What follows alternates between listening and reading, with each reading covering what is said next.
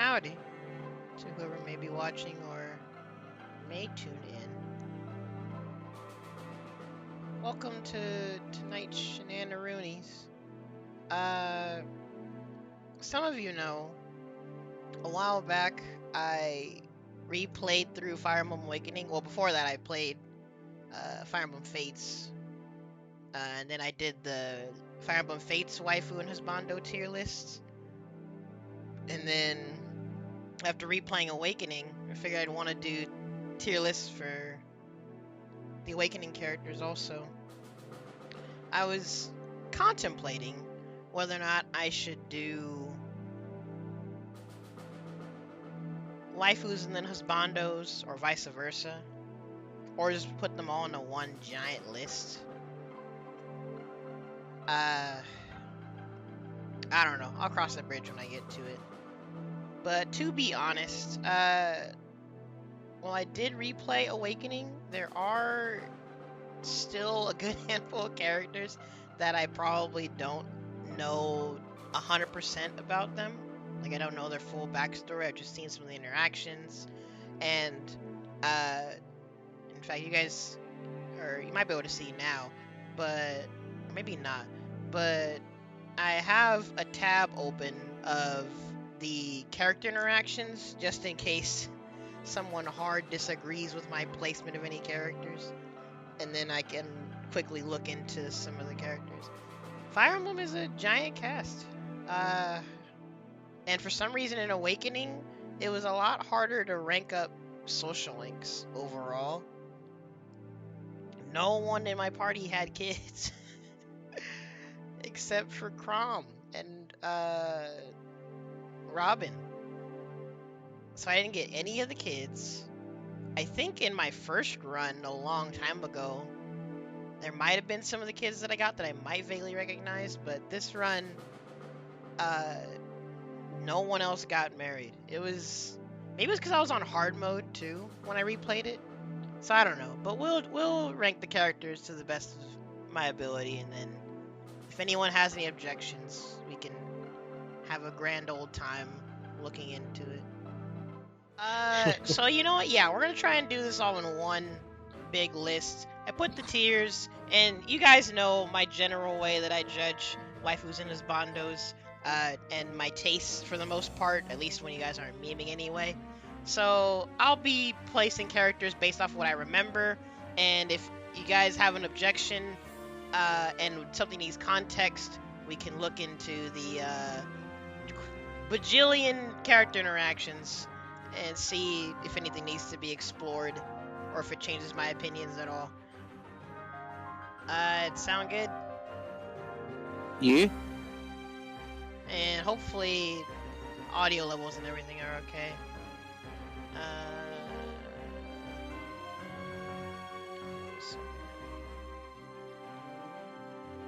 So, howdy, Chie. Tharja at the top? Well, I mean, since you mentioned Tharja, we can talk about her. So, not gonna lie, kind of like what I said about Camilla, I couldn't resist trying to talk it up with Tharja. She is definitely weird. Tharja's sim magnet, that's the easiest answer. Yeah, it's like to automatic. be real, I know there's a lot of people that have put her here. She is 2,000% here. Like, and I say that as a person who would put her up top. Like, no, she's sim magnet. Like, she's so...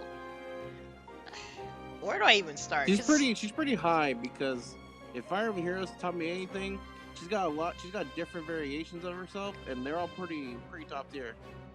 And I mean, she also is one of the characters chosen for, which one was it, the Beach DLC?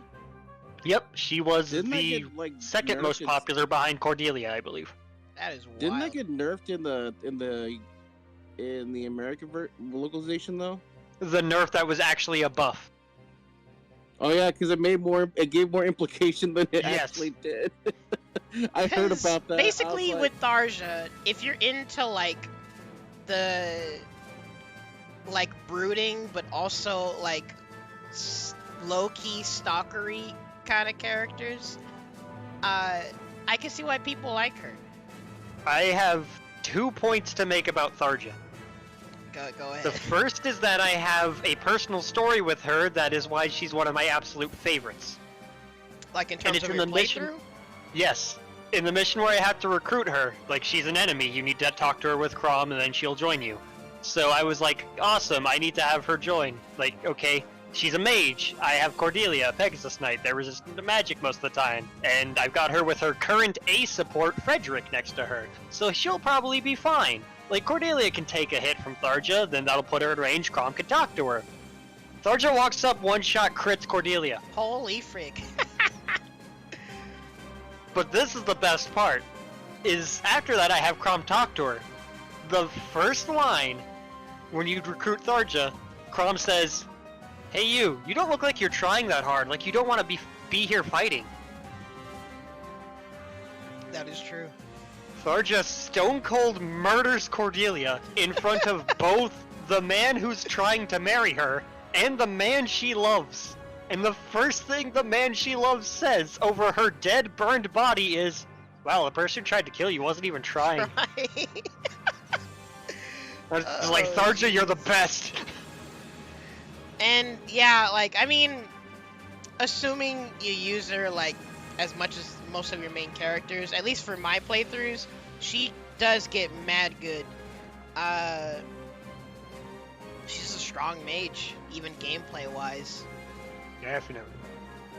And then the But- second thing is, Good. Tharja has a bit of a cloud thing going on, where Tharja has cool character and can be done well, but in a lot of crossovers or spin-offs or side stuff, they basically really lower her character depth and are like, she is creepy stalker goth yandere, that is her. When it's like, no, she has a bunch of other details. So like, so if people look at Tharja and think, oh, she's just like a stereotype, or she's just the edgy goth GF, my first instinct is just, did you play Awakening? Because she's got a lot more going for her, but based on what you would see in some spin-offs, you would never believe it. Yeah, well, because basically, when you, like, as Robin socialize with her, she just takes an immediate super-duper attraction to Robin. Yep. And, like, alongside that, I mean, she kind of is the edgy goth GF archetype, but, like, with some development of, like, learning how to properly interact with people, learning what else there may be more to life, or at least, like, what other things she can get enjoyment out of besides just edgy death things. Like, so she has likable qualities. It's just combined with the edge and the actually honestly kind of yandere shenanigans, isn't like it? tropes are there, but it's about execution more than just them existing. Yeah. And I think she executes a lot of them really well. Like, She's a character that it's understandable why Yeah. she's so beloved. Awakening supports as a whole, I'm mixed on, because compared to a lot of other Fire Emblem games writings, like, say Tharja has 12 supports. 3 of them will be about how much she loves Robin over whoever she's talking to. Yep. 4 of them will be about how she's going to hex you, but it's actually helpful, and hexes are just her way of doing magic, so people Yeah. are like, oh, I was wrong about dark magic. And then the remaining 5 might actually be unique, interesting one-on-one supports. Like, Awakening has a lot of redundant supports where, like, the actual individual character traits don't really do a whole lot. But, Yeah. so, like, I'm gonna try to be fair and judge these characters based on the actual interesting dialogues. Yeah, and well, that's why there's and not- substance. not Tharja having 7 supports about people just going, you're creepy, bye. That's the thing. There's substance. It's just, You do need to look for it. yeah, and also it's not only not quite in completely my taste, but also not quite pure enough to be an absolute goddess, at least for me. In fact, that's actually something I'm probably going to be thinking about later, is who actually goes up here, because the next character, Anna, So. Hey, I was gonna say something about Tharja real quick. Oh, go ahead. How could she be so like tsundere or edgy when she loves the shit out of Christmas? I mean, because Christmas is the best. Exactly, dude. She can't. She's not all doom and gloom. Every year, she gets so hyped for Christmas. she's like 70% doom and gloom, and then Christmas comes around and it's all gone. Dude, when Christmas comes around, I get to see her as a reindeer. I'm like, bruh, clap hands. Let's go. But Anna, though, I remember my first playthrough. I definitely wanted to talk to her, but I think at some point I ended up marrying Sully instead. Ah, good taste.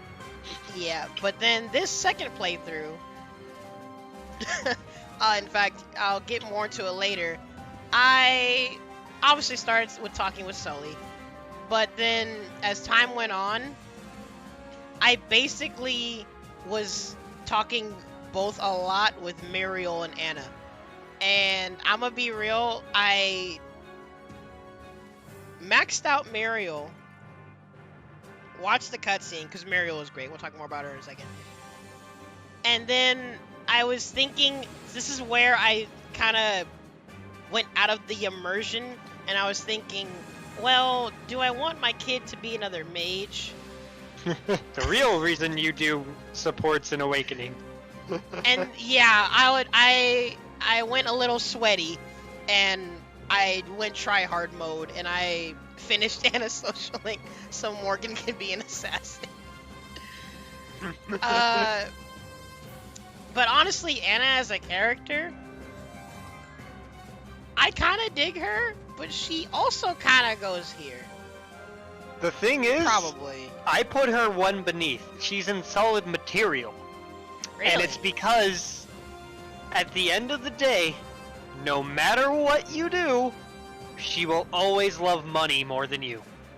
Yeah, and well, I mean, see, that's kind of the development with her. I mean, that's honestly the whole character in a nutshell is she loves money, she's a merchant, but then, like, as you see more of her interactions with other characters, you see that she does have, like, still have a sense of morality when it comes to money. She doesn't like watching people get ripped off. She doesn't like stuff getting swindled. Her interactions with Sairi are hilarious. I freaking love that. Interactions to Tiki are great too. She's gonna merchandise the Oracle. She got in trouble for it. It was so great. But aside from that, her whole interactions with Robin are really just, hey, maybe there is more to life than just money. I kind of like you. That's basically, maybe though. Yeah, that's It's a basically big Anna maybe. in a nutshell. So, like, that's why I would put her here. She's... Yeah, I think she's at least here. For me, personally, I guess she's here because I couldn't she's another character I just couldn't resist, honestly. I guess that works too, because she would be the person who would monetize how much Sims like her, so she would be totally down for Sims to be into her. Anna would be a godlike Twitch streamer. She invented it. Twitch streamer? The fuck you talking about? OnlyFans, son. Both. Oh, dang. She would not deny a market. She'd do both. She actually, yeah. Anna, I do like Anna, though. I can't deny that. She's very fun. That's a good way to phrase it. She's a very fun character. And she's also dummy good. Holy cow. Her speed and Very luck good. is insane. In fact, I tried to always make sure she had a killing edge equipped, because she'll just kill everybody. She's so good.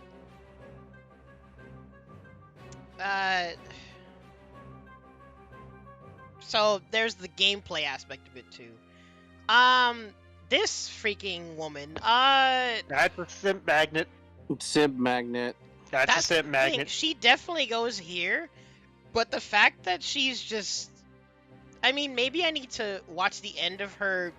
Because I did some of the DLC, I didn't know that you can socialize with her and some of the other characters through DLC. Oh So- yeah, Walmart. Wait, what? Like how you can socialize with Walmart. Oh wait, you can socialize with him too? Yep. What the frick? Oh my god. So, I mean, y'all can state your case for if she has any redeeming qualities, but the fact that she's just terrible kind of makes me want to put her, like, Bro, why you gotta Down put here? villains But in you know terrible? everything I said that people get wrong about Tharja in like side stuff?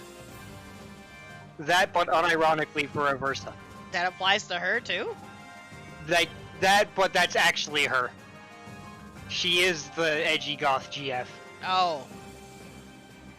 I mean, is there some underlying reason why she was with this jerk? The same reason that jerk was against you. Because of fancy Revenge? evil dragon shenanigans. And evil cult shenanigans. Yeah, But rather than, like, apologize for it and all that stuff, she, like, teases you for it and is like, hey, you can trust me now. And it's like, oh, okay, stop. oh, jeez. See, I feel like my disdain for a villainous character, combined with her being a super simp magnet, really makes me want to put her here. That's a good choice, Right. too, honestly. Unsure 'Cause- works. I mean, me being how I am, I probably would just, like, I would probably straight up talk to her just like Robin. Or I would try You'd be to, like, like, "I'm make out." amends. But I'd be on pins and needles the whole time. And then she would tease you and laugh at you for it. Yeah, I don't know if I'm down for that. I'm down for that. Fuck it, dude. It's just like, you tried to kill me several times. She's just like, yeah, so what?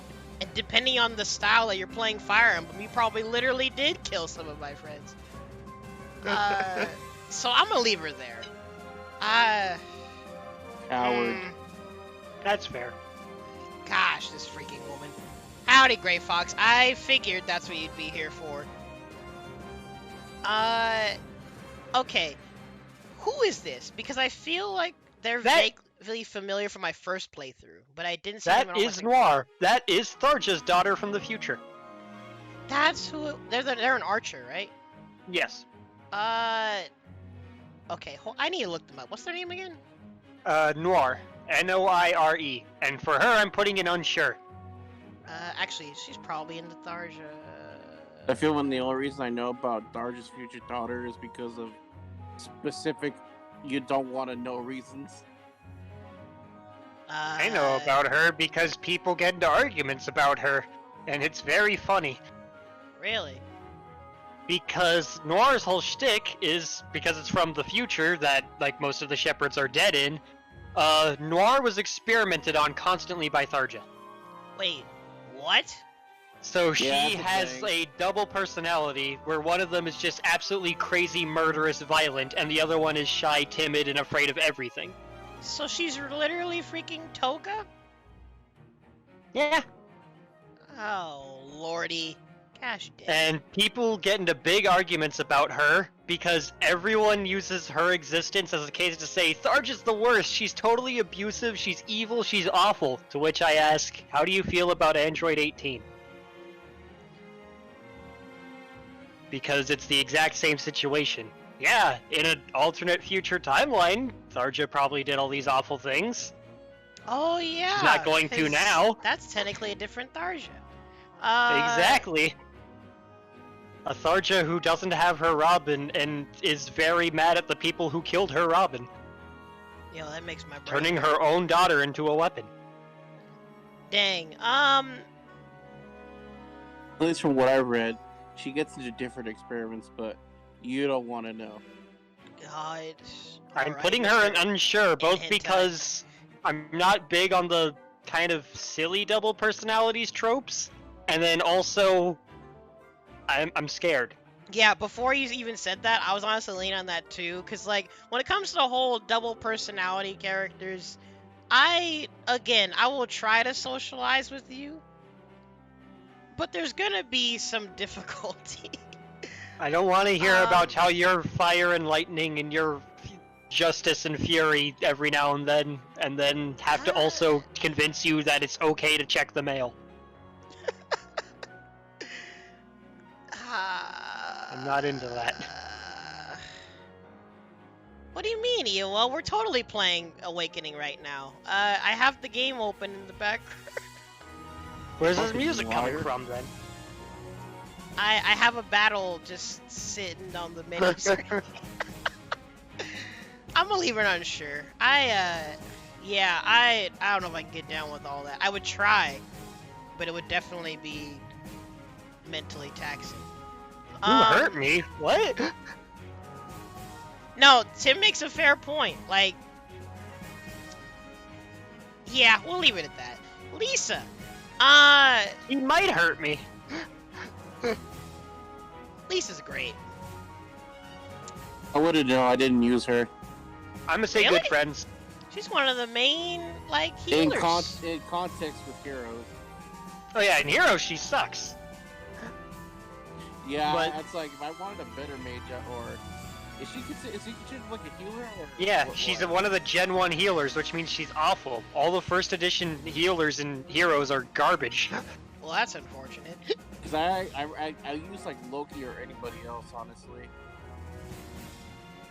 But I think she's fun. Yeah, I- that's the thing. I'm also thinking about her in the context of her social link, where, I mean, obviously, like, when you meet her, she comes off as, like, princessy and kind of bratty. But, like, as you talk to her, you do see that she does, like, try to be as useful as possible. She does her best. And she's besties with Maribel, and they're so nice together.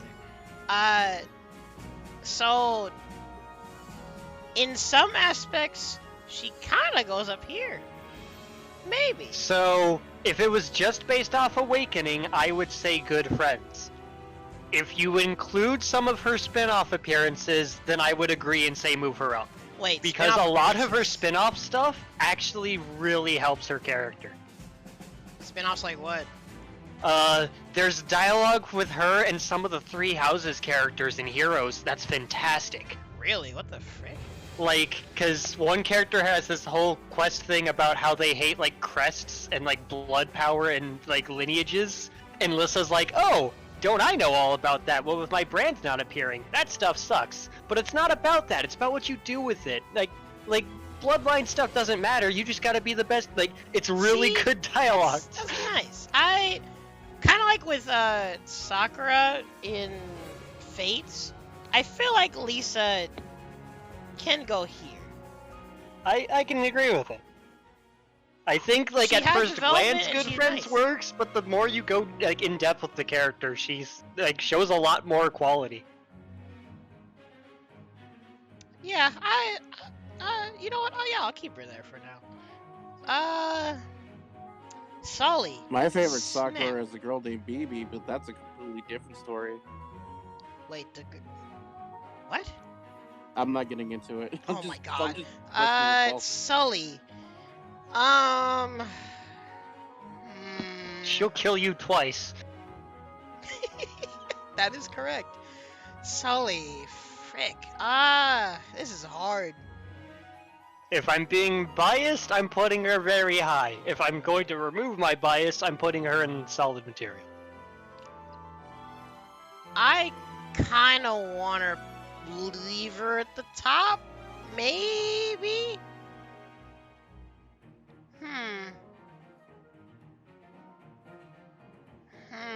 We got nothing on this character. I didn't use him in Heroes as well. I mean, she's, in a way, she's a little bit of an archetype. She's a strong lady.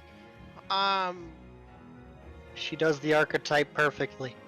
That's kind of why, she's honestly pretty straightforward, and I kind of want to put her up here. Oh yeah, But she's does like she got absolute washed bottom out tier in after? Heroes. Like, arguably one of the worst units in the game in Heroes. Wait, really? Well, that's depressing. Yes. Yeah, she's pretty bad.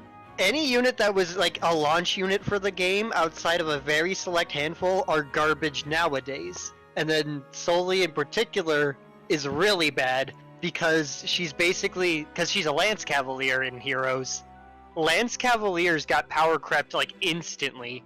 And like if you don't have specific stats min-maxed in certain ways or a really busted unique weapon, you're basically bottom tier trash.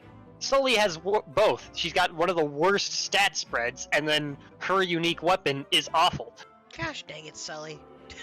So she's basically useless.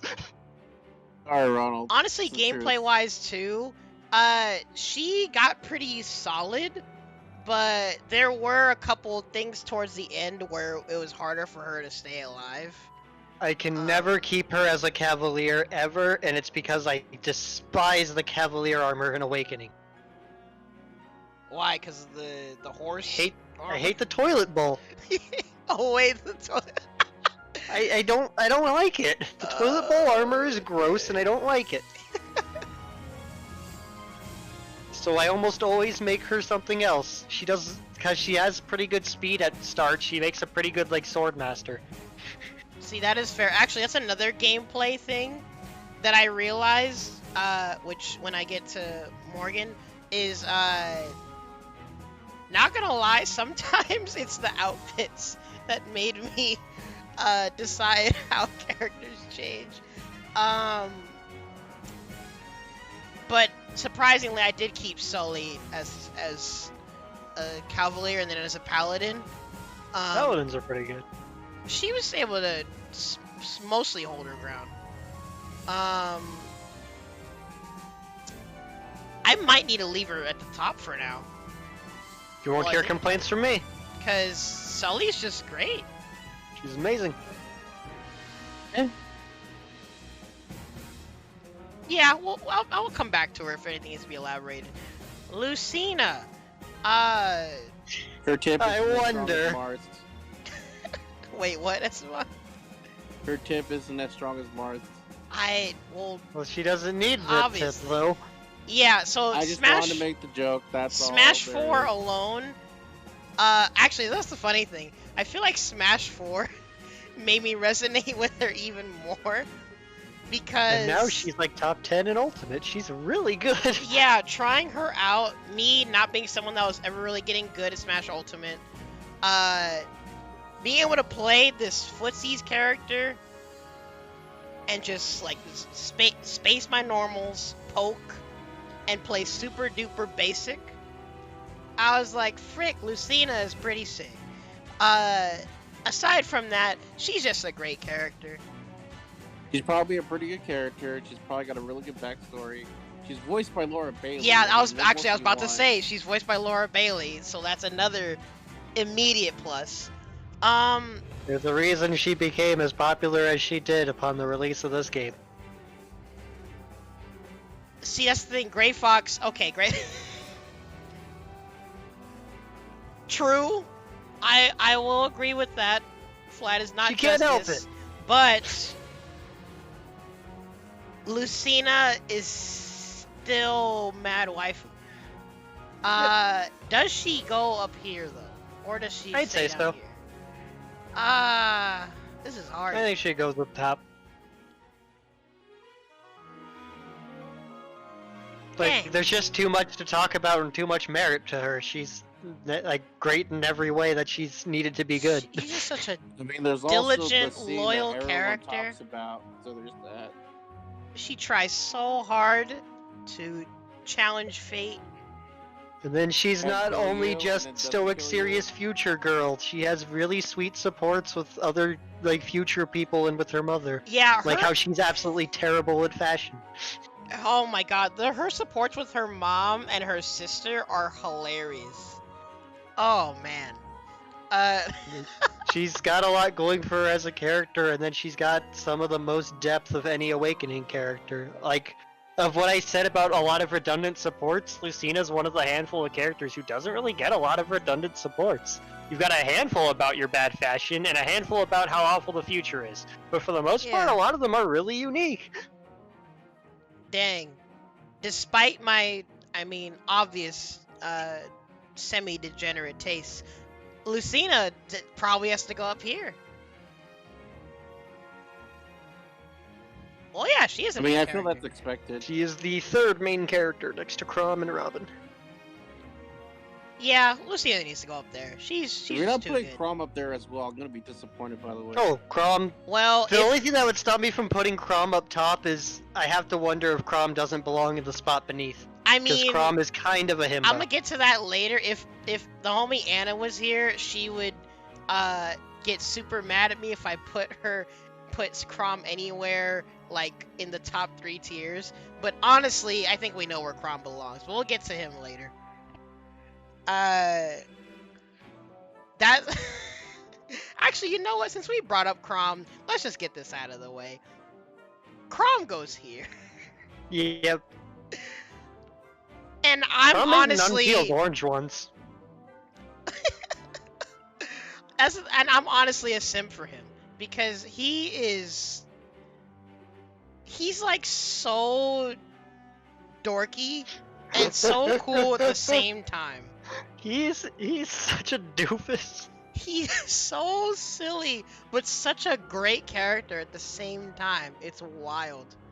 I want to see like if I can Matthew find Mercer. the voice line real quick, because in Heroes, there's an alt for Crom that's like like the promoted lord on a horse, and one of his he's got a whenever you activate your special and you have like your extra lines for it. He has a couple voice lines about I'm still kind of learning how to write this thing. I don't know what I'm doing. And one of his special lines is my I gosh. can't stop. Someone help. He's never even originally on a horse before, too. He's like, I don't know what I'm doing. Help. Oh, great. frick. Yeah, Crom definitely belongs here. And I still need to play Mirage Sessions where he's like edgy Crom. Edgy future Crom. But I really like Crom. And he's voiced by Matt Mercer, isn't he? Yes, he is. Give me a sec. I need to double check to see if he won Choose Your Legends or not. I forget who won the last Well, one. is that one of the popularity contests? Oh, yep, that's Yeah, he's on the right. beach episode. Well, different popularity. Because I Oh. saw what Gray Fox put in chat about Heroes Crom fanboys, and I was remembering, oh yeah, they did get really annoying at one point. Because, Fire Emblem Heroes every year does a yearly popularity contest, and the top 2 males and top 2 females get a bonus alt in the game that's like a super unit. They do it every year. The last time they did it, so basically Crom people have been pushing for him for ever. Forever. Everyone's like, Crom should be up there. And he almost consistently makes top 5 or top 10, but never wins. This last year, we got the midway results, and Crom was 3rd. First place was Marth. Second place was the Gatekeeper from Fire Emblem Three Houses. Wait. What? Which is an NPC that stands in front of a building and says, "Greetings, Professor. Nothing to report." Are we talking about the guard? Yes. Speaking of which, The one that won the ballot, and I laughed my ass off? And yeah, guess who won the overall results? First place, Gatekeeper. Second place, Marth. Crom was 3rd and is not getting an ult. what the frick? Dude, I laughed so Shout hard. outs Which is to why the- Crom fans are probably really mad. Shouts to the homie Dude. Donovan, by the way. Now I have 3 houses, and now I'm gonna play it next Wednesday. But I'm so Crom excited in when Heroes has a lot of Gatekeeper won. pretty solid ults. Legendary Crom is a busted unit. Wait, he's an archer too? Yeah, There's Legendary different Crom is variants a of really good, like busted good. Holy frick. But yeah, what's funny? But yeah, when I heard about that shit with the Gatekeeper, I laughed my ass off. I'm like, way to go! You guys are for a community to come together and just fucking say we want a Gatekeeper. I'm just like, man, they really brought that meme alive. Is he really I'm that much of very a happy. Chad? I mean, I guess Yes, we'll find out. Gatekeeper's the coolest. Oh, well, speaking of Crom, because I'm vanilla as frick, here's his Crom's wife. literal waifu. It's in the opening. It's canon. Oh yeah, Yeah. she's a flying mount unit, right? Yeah, Pegasus Knight. I mean, I I'm know, a She's solid pretty sick. material. I know some people don't like when people go for the obvious ships, but I'm honestly a sucker for. I tend to be a sucker for obvious ships.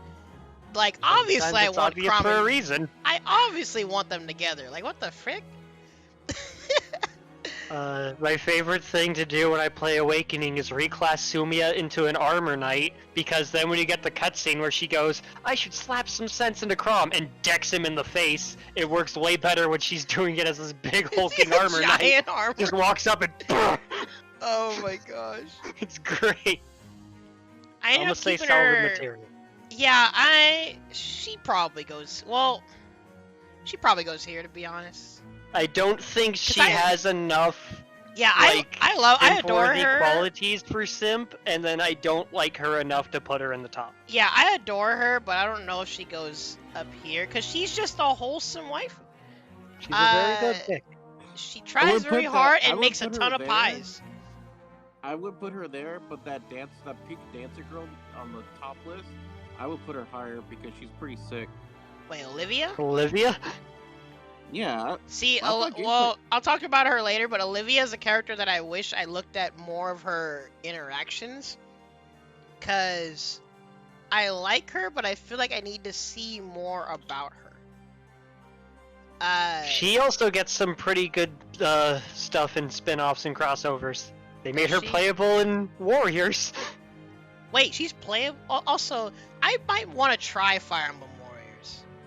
Try is a good word. Well, is it really that bad of a game?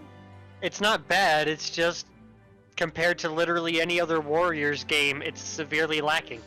It's really dull. What console is it?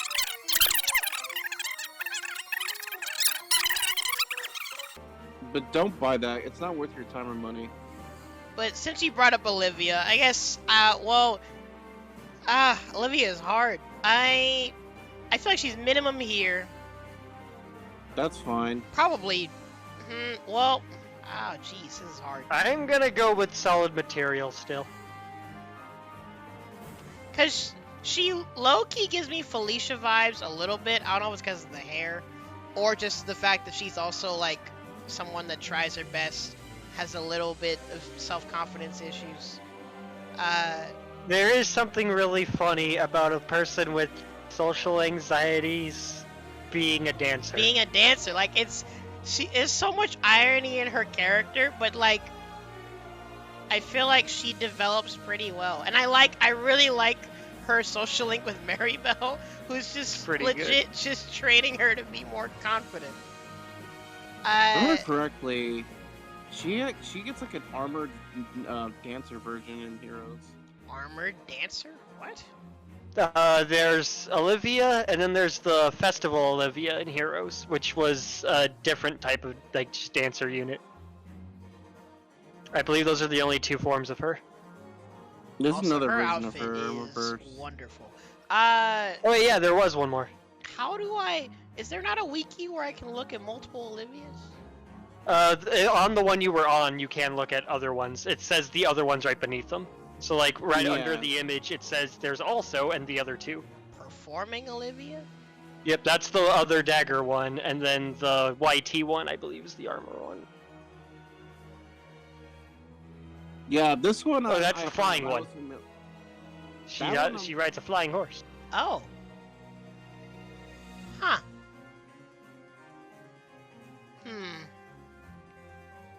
Yeah, I think she's probably gonna stay here for now. She's cool, and she's a dancer, so that's a little bit of bias from me. And I guess speaking of Maribel, talk about a character that subverts expectations. Even with subverted expectations, I'm not the biggest fan of Maribel. Really? Yeah. That sounds like the cow from fucking Disney. Wait. I would put her in Good Friends. Really? Because I feel like, for me, she's like, well, maybe not quite bordering up here, but she's definitely here for me. Because, I mean, obviously, when you first see her, you think she's gonna, she immediately gives off Kadeen vibes because of the hair. And then you think she's just gonna be a haughty, pretentious princess. And I mean, she does have the noble, like, air about her. But you find out really quickly that she genuinely cares about everyone's well-being. She's like a stuck-up princess, but actually has a heart of gold. Yeah, like, it's wild. Like, I really like her interactions with everybody. And I feel like the interactions she has where she, like, is, I don't know how else to phrase it, like, conversing with lower people. I don't really know how to phrase it. Like, sometimes the conversation she has, it's like she genuinely just doesn't know like how other people live, and I feel like it's like out of genuine curiosity. But she's not like always uptight about it either. I don't know. From what I've seen of her interactions overall, I like her. She's like Karin, but much less and honestly more caring. At least from what I've seen. You say like Karen, then like Street Fighter Karin. Mm. Because I mean, look at her hair. Like when you see her hair, those drills. Immediately, like how the frick are you not gonna think of Street Fighter Karin? Look at them drills. I don't know. I feel like, I mean, I kind of gotta leave her here. I don't know. Like, She's salvaged by being a really good unit, even if I'm not a big fan, because any mounted healer or mounted mage usually ends up being very good. yeah, that's the thing. I made her a mounted mage. She was mad good.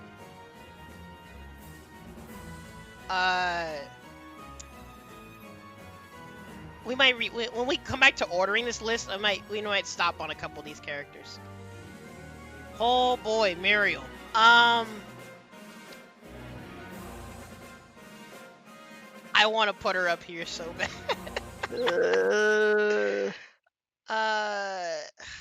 Frick. Okay. Muriel's not my type. Well, that's the thing. Like, She is a type. yeah, she's definitely an archetype. Actually, that was what I was thinking about earlier. Is she's kind of the nerdy archetype that you would think a lot of like gamer people would flock to, but at the same time, she's But like no one did. yeah, because that's the thing. She's like, I feel like she's not really like a Futaba, where like she's not like a gamer grill archetype. She's like a legit like super intellectual. You know what she looks like? She looks like that one mage girl at the beginning of Goblin Slayer that just ends up dying. I'd have to look to see who you're talking about, and I don't want to search up Goblin Slayer. I don't know. Personally, I liked doing the Muriel social links because she really just seems like an intellectual, kind of like Maribel, where like she's legit just like learning about things outside of her realm of expertise. Like she's trying to socialize in a less like, I don't know how to phrase it. Cause like normally when she talks, she's honestly kind of verbose, very extremely analytical, and I honestly kind of like that. But it's nice to see her like interacting with all these other characters and like warming up to other characters in their own shenanigans. But now I'm kind of curious, maybe just to shed some light on things. Tim, what are your thoughts on Maribel and Muriel? Just real quick, I'm curious. Again, like, Awakening's got weird supports. The first time I played it, I didn't get a lot of the deeper ones for them, so I kind of saw them in my initial time as almost pure trope. Kinda and I was like, initial okay, if I impressions was kinda into thing? them. Yeah. Like, Yeah. looking further into them, they do have more depth, and I think they do it well. But for me personally, like, even with the depth that they do have when you dig for it, I'm not huge on them. I'm not going to say they're bad characters, because they aren't. But, like, Muriel is a character type that I'm not personally huge on, and then Maribel is a type that I've seen better, not even just in other games, but in other Fire Emblems. Oh, that's fair then. So, like, for me, like, so I'm okay with solid placement. I probably would have put them in good friends myself, just because I'd put them a little lower personally, but I'm not opposed to solid material placement as well, because I see the merit. Yeah, Muriel is just someone, well, I mean, that's the funny thing. Like I said, I was going to have Robin wife Muriel, and I don't know. Maybe she's not quite there, She might be the top of here for me. Maybe, I don't know. Maybe I'm It's just... your list. You could put her somewhere and be like, screw all y'all. Well, that's part of it. I'm also trying to think, too. Because I think I kind of like her archetype of a super bookworm girl that slowly warms up to you and becomes... I mean, actually, honestly, still is very much an intellectual, but, like, Would you, comes to understand other things. well, Ronald? Huh. Would you let her bear your children, though? That's a better question. Yes. Yes, because then Morgan would be pretty good at magic. Actually, she's another character that, like, even gameplay-wise, is just a smart choice because she's a good mage. Mages are really good in Awakening. They're very good. Ooh, I'll keep her badass. the top of there for now. I know if Michael tunes in, he's gonna be mad that she's not up here. I'll keep her the top of here for now. And in fact, I'm gonna try not to order things too much because we'll visit that later. Whomstiff is this? That is Nah. That is Noe's daughter. And looks like I a have to clown. I put her in wouldn't good put her- friends because anywhere else makes me uncomfortable and not for the reason you think. Wait, oh, Noe's daughter. Freaking Noe. Actually, well, now that we're at it. Yeah, you put this Tiki there. Well, I don't know anything about her, so for now, until we talk about her more, I'll put her here. I can talk about Nah at length. Give me some insight, I suppose. Okay, so Nah feels kind of like Lucina does in terms of guilt and pressure to change the future. But Nah especially because she's a dragon. Like, she's like, I have this power. I will outlive people. I have incredible strength. It's up to me to be this great person and have to save people. Like, I have all this... She's very serious about, like, the responsibility she feels has been given to her. I would socialize with her. I like Nah a lot. She's very cool. I cannot put her any higher than good friends. And, it's because... Don't think any less of me now. But Noe is my favorite Awakening character and my go-to choice. Really? And it's not Officer, I could explain. Well, okay, so Get the Immortal... door down, No, get 'em, hold, lock 'em hold up, on, boys. hold on. Let's get that part out of the way. It's not because of that. Immortal Lollytrope aside, we are going to talk about Naui, because for me personally, I might need to look at more of her social links, but it is kind of one of those first impression things where she does come off as kind of bratty, and she's basically seems like an immature Tiki, although Tiki, I love She's Tiki. got some of her own. We'll get to Tiki in a second, but tell me what you guys think about Naui. Noe is my absolute favorite. And it's because, like, for me personally, the idea of a 1,000-year-old dragon who has seen empires rise and fall and has seen deaths and lives and has known so much and goes, what do I do with these lifetimes upon lifetimes of knowledge? I'm gonna have fun, and I'm gonna try to make other people have fun. I'm gonna try to cheer people up and be optimistic, because that's what we should do. We should be having good times and enjoying ourselves. Like, See, and it's to the only have way that's pretty such- wholesome. to have a lot of depth and, like, recognize sorrow, because she says that in a lot of her supports. Like, a good handful of them, like, the people ask her, like, you're a 1,000-year-old, like 5,000... You've seen so much, how are you this cheerful? Why are you not taking this seriously? And she goes, I am taking this seriously. This is how I'm taking it seriously. You guys need to lighten up. See, For your that's- own sake, it would be better to lighten up. And, like, for me, like, that resonates with me.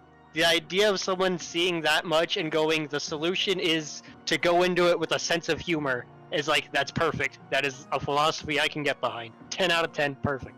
To be fair, if you live hundreds of thousands of years, I'd imagine at some point you just become desensitized Problem. at Or some you given become time. desensitized, or you figure out how to maintain your sanity. Like, it's very easy to become jaded or get really, like, sore of all of it. And she's like, I don't want to do that. I'm okay to feel sad again with these, but I'd rather have a good time and enjoy the time with the people I meet instead. And I'm like, that's great. Like, I agree too much with a lot of, like, her own, like, philosophy and lifestyle stuff. My only gripe is, goodness gracious, you're out of the desert. Put a shirt on, please. Yeah, I beg you. her outfit is wild, considering she was in the desert. Changing class immediately if I could. But either way, the other thing with my playthrough, she couldn't survive. She just kept dying. How? She's busted! I think it was because I was on hard mode on my second playthrough, but she just kept dying. I could not keep her alive. Mannequins are busted, how do you lose her? Tiki was amazing. She was not. I think it's because, like, maybe I just needed to, like, grind with her early on. But I think everyone else kind of moved past her, and she just got left. She's one of my units that basically got left in the dust. Let's just say that. That happens in any Fire Emblem run. There's always the unit that doesn't level up good, or like just barely is a little behind, and the gap just Oh my god. Actually, before we get to one of my favorites, on that topic of units that get left behind, good lord. This kid, dude, I know he's supposed to be like the... He is a god among men. I'm a country boy with so much potential, but he just died all the time. I could not level him up at all. I didn't get to see anything at all Welcome about him. to the meme of trainee units in Fire Emblem.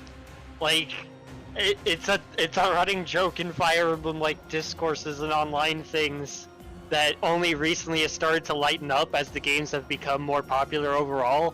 But basically, any unit in a Fire Emblem game whose shtick is, I start off weak, but I've got good growths and good stuff to stud up, so if you train me, I'll get great, is a waste of time.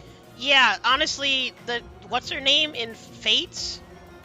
I know she's nice, she's a waste of time. I literally can't play you because you keep dying. They suck at the beginning, and they have the potential to be good if you feed a ton of time into them, which if you fed that time into any unit that already started good would just be amazing. I spent way too much time with other waifus to help these characters reach their potential. Like, gameplay-wise, Donald is mixed. Character-wise, he's a god among men. Is he really? Yes. He might be the most wholesome farm boy you've ever met. He is very doing his darndest for everyone. Like... This dude gets up at 5 a.m. every day to make sure all the plants are watered and all the animals are fed. What a loser. I feel like he naturally belongs here, but my experience with him gameplay-wise makes me want to put him down here. Oh, Donald has really good supports about just any person being like, hey, what are you up to? And he's like, oh, this. They're like, how are you doing all that? Or the inverse of Donald going, what are you up to? And they're like, this very specific task that only I can do. And he goes, let me help you. And he's actually contributing a lot to help. Yeah, he's basically kind of like Frederick in a way. Just not he's so He's doing it for Ma, serious. So that Ma back home can take care and rest. Yeah, like, he might be too wholesome to not put here. He's the greatest. The fact that he sucks at gameplay-wise does not deter me from the fact that he's one of my favorites. As far as the trainee units go in this franchise, I'm usually not great on a lot of them, but there are like two that are the exceptions, and it's Donald, and it's one of the ones from Sacred Stones. Gosh, this is hard. Ronald. Huh? When you were playing through Fire Emblem, I guess like the hard mode, right? Well, Awakening I was on hard mode. On or on? No, I will never play a Fire Emblem with permadeath. That's freaking stupid. Dude, I hate that. I don't want to see this garbage pail motherfucker just die on permadeath. I'm just like, man, that's how war be. Y'all will need to pay me to do a permadeath run. I would never want to do a Fire Emblem run with permadeath. With no just resets. Do what everyone else did before they added the rule. Reload. Stop reset every time you lose and be like, that didn't happen. That's the thing. That's why I don't like permadeath. Is because one, like, why are you gonna put me through that? Why are you gonna put me through my beloved characters dying? Consequences. And then you know I'm going to soft reset anyway. So like, why is it a thing? Because I don't soft reset. It's for the madmen like me who accept the consequences. Gosh. Like how Cordelia died, and that's why it took me like a good while to actually learn who the heck Selena is. I would rather watch you do it. Actually, honestly, I don't know if I would like watching people do permadeath because it's just depressing. I mean, if you think about it, if you use a unit start using a unit for a while, you get a new unit, and then you completely abandon that old unit. I mean, it applies to some characters, but that's not the point. They died in a way. But you need your extra resources, because, I mean, hey, if Frederick somehow dies, then looks like I'm gonna have to pull out Kellum. But that's the other thing, in permadeath runs, you can actually screw yourself over, and you'll need to start over anyway. It should be like the Shadow Dragon remake on the DS, where if you lose enough units, it gives you generic units with names like Stupid, because it's making fun of you for losing your actual units. Wow. That is terrible. It will give you like generic people named like Eat or like Loose-er, and they're like base units with base stats and bad growth. So it's like, hey, you literally don't have the minimum amount of people in your army. Here's garbage. They're really gonna do that to you. It's great. For now, I'll keep Donald up there because he just feels too wholesome. Even though I need to watch his social links, he feels too wholesome to not have up here. Although in a way, that kind of makes him belong. I don't know. This is hard. Oh, frick. I can settle for solid material. This is hard. Sucks. Oh, howdy. Donald's amazing. Dude, this is hard. I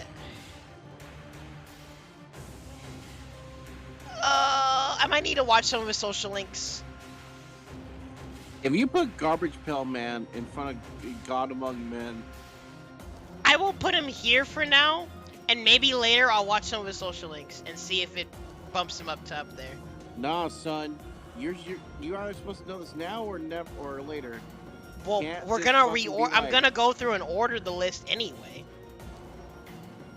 I don't know. We'll come back to that. Let me talk about Morgan because I'm gonna be real with y'all. Not only is Morgan like just great character-wise, I love her interactions with her dad.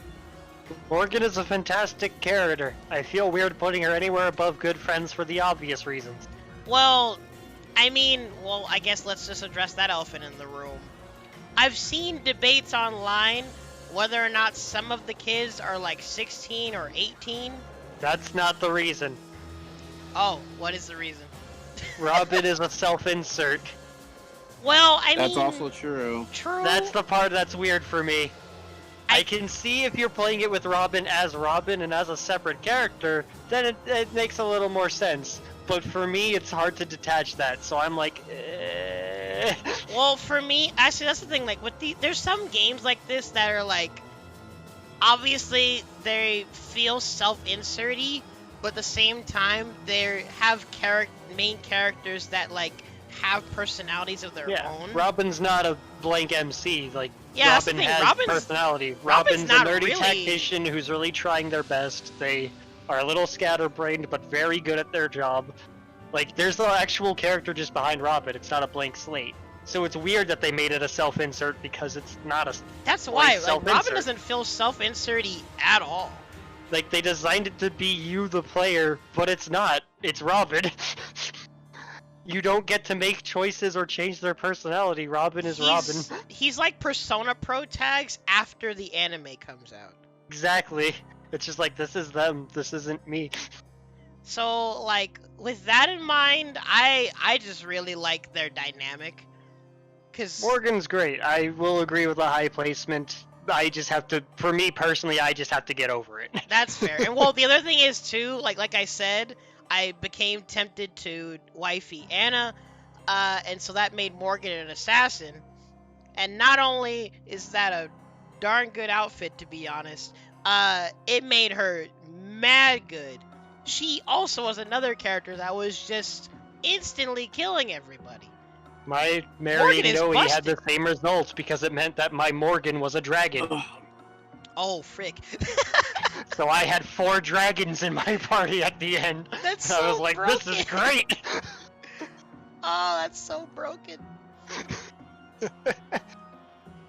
So, instinctively, to be honest,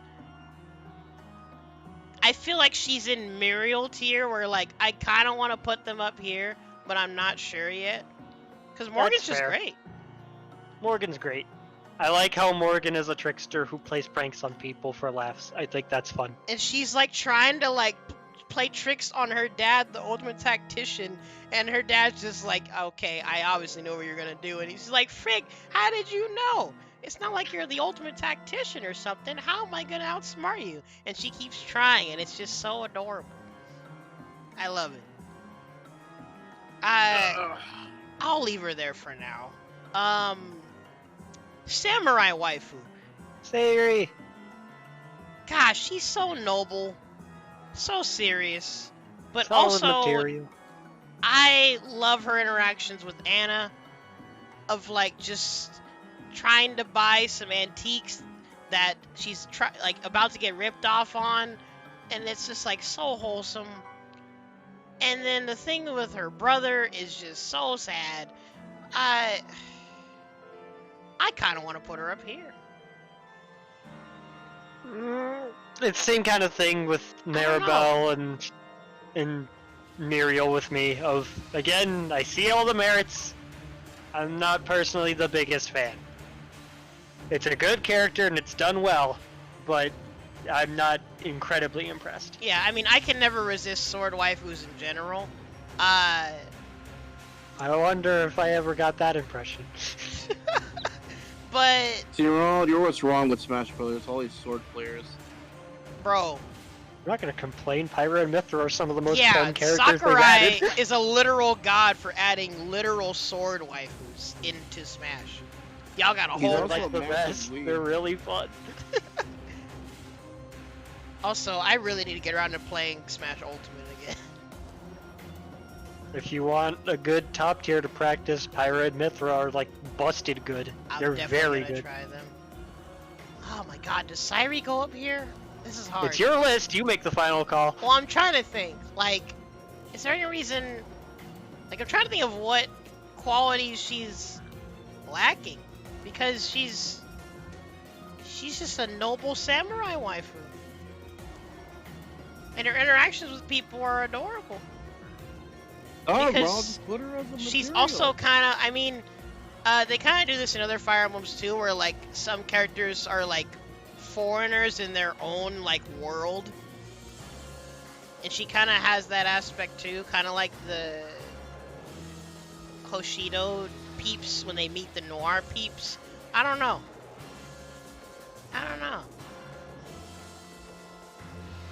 I'll leave her there for now. Dang it, but I kind of want to put Muriel next to her too. Dang, this is hard. Again, it's your list. That's what makes this so hard. I gotta think about it. In the meantime, rabbit I do waifu. not like rabbits. Wait, you don't like rabbits in general? Oh, frick. Well, rabbits are alright. I don't want to touch the rabbit. Okay, so her, I mean, she's a trope in itself of stone cold, low-key racist, because humans are trash.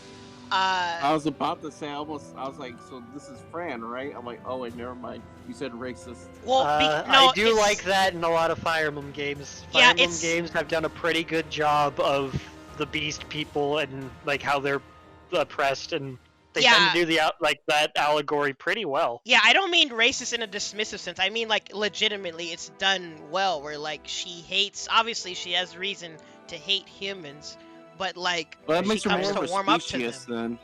Well, potato tomato. The human race.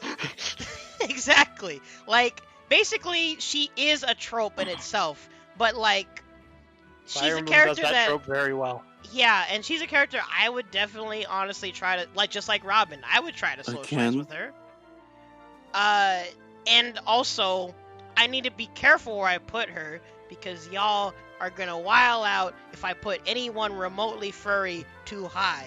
This is why you put her in good friends Hold to up. stay safe. Back up, Ronald. Does she just have the ears and the tail, and that's about it? That's Well, about it? okay, She so- can turn into a giant rabbit. no, Well, she- I know that from- I She know- has I know ears that and a from- tail, and she has, like... Apparently she does Fur have pants. some... Well, yeah, Like- she apparently like, has some rabbit disregarding the fact tendencies. that- like, disregarding the At fact one that this point, character Donald sets a transforms, carrot right? trap for prey, and she falls in it. That's adorable. And she's like, "How dare you, humans!" Wait, how do you spell her name again? Pan, P-A-N-N-E. That's what it was. And yeah, she literally has a whole... Actually, her transformation is... Okay. I fuck with this. Let's go. I don't like hair pants. That's just me though. Ah, frick. Okay, hold on. I need to get away from this. Anyways, TOS. she has a transformation where she's like. In fact, let me try to find that. I'm not going back to that picture. Because like transformations, I don't really count too much. If you're already, Bro, you have to count them. That's how she fights. Well, Well, primarily no, how I get she that, fights. but I'm talking outside of battles. Yeah, not gonna lie, her transformation is mad cool. It is a cool rabbit monster. Like, she is honestly cool. Like, dang it. Oh, frick. Ah, dang it.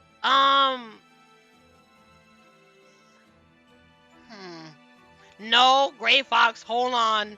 Don't get it twisted. Listen. Overall, I don't like the whole brooding, oh, I hate humans. But the fact that she, like, warms up to people, and I like her interactions, especially her interactions with,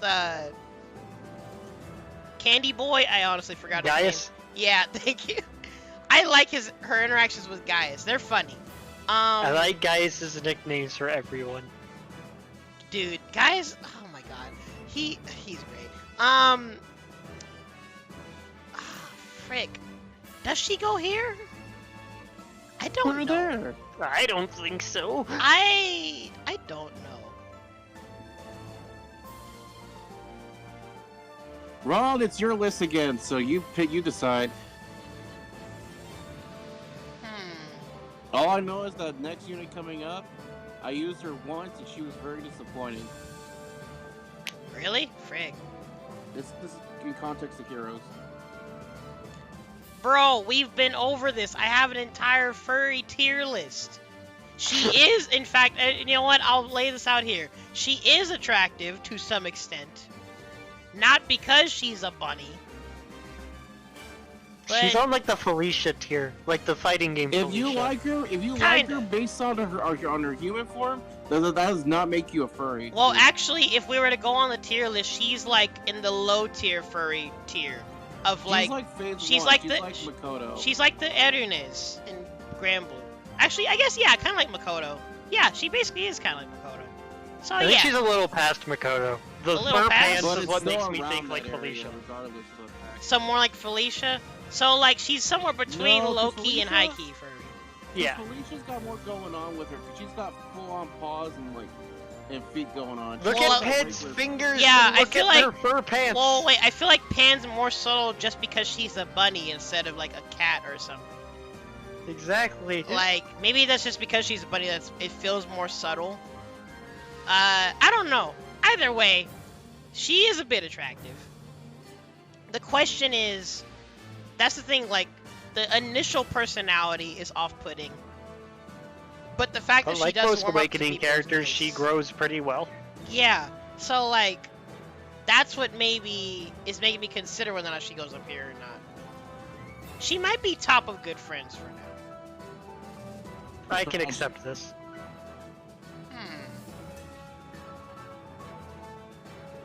Yeah, I'll leave her top of good friends for now. Cherish top tier. Cherish. She's another character that I kind of want to watch more of her interactions because she really seems like she belongs up here. Cherish is amazing. But Is she a mount unit? I can't remember. she's Yes. a wyvern rider Yes. I swapped and her out. I basically the didn't use her as babysitter much. to this freaking guy. Yep. She's Virian's vassal. She just seems so diligent and so caring. If I remember So correctly, you she's a know, really since expensive- you've said you've played Fates, you know how much you like Felicia and VR for being like the cool maids, but also warriors for you, Corrin. Yeah. Cherish is that for Virian, but also rides a dragon.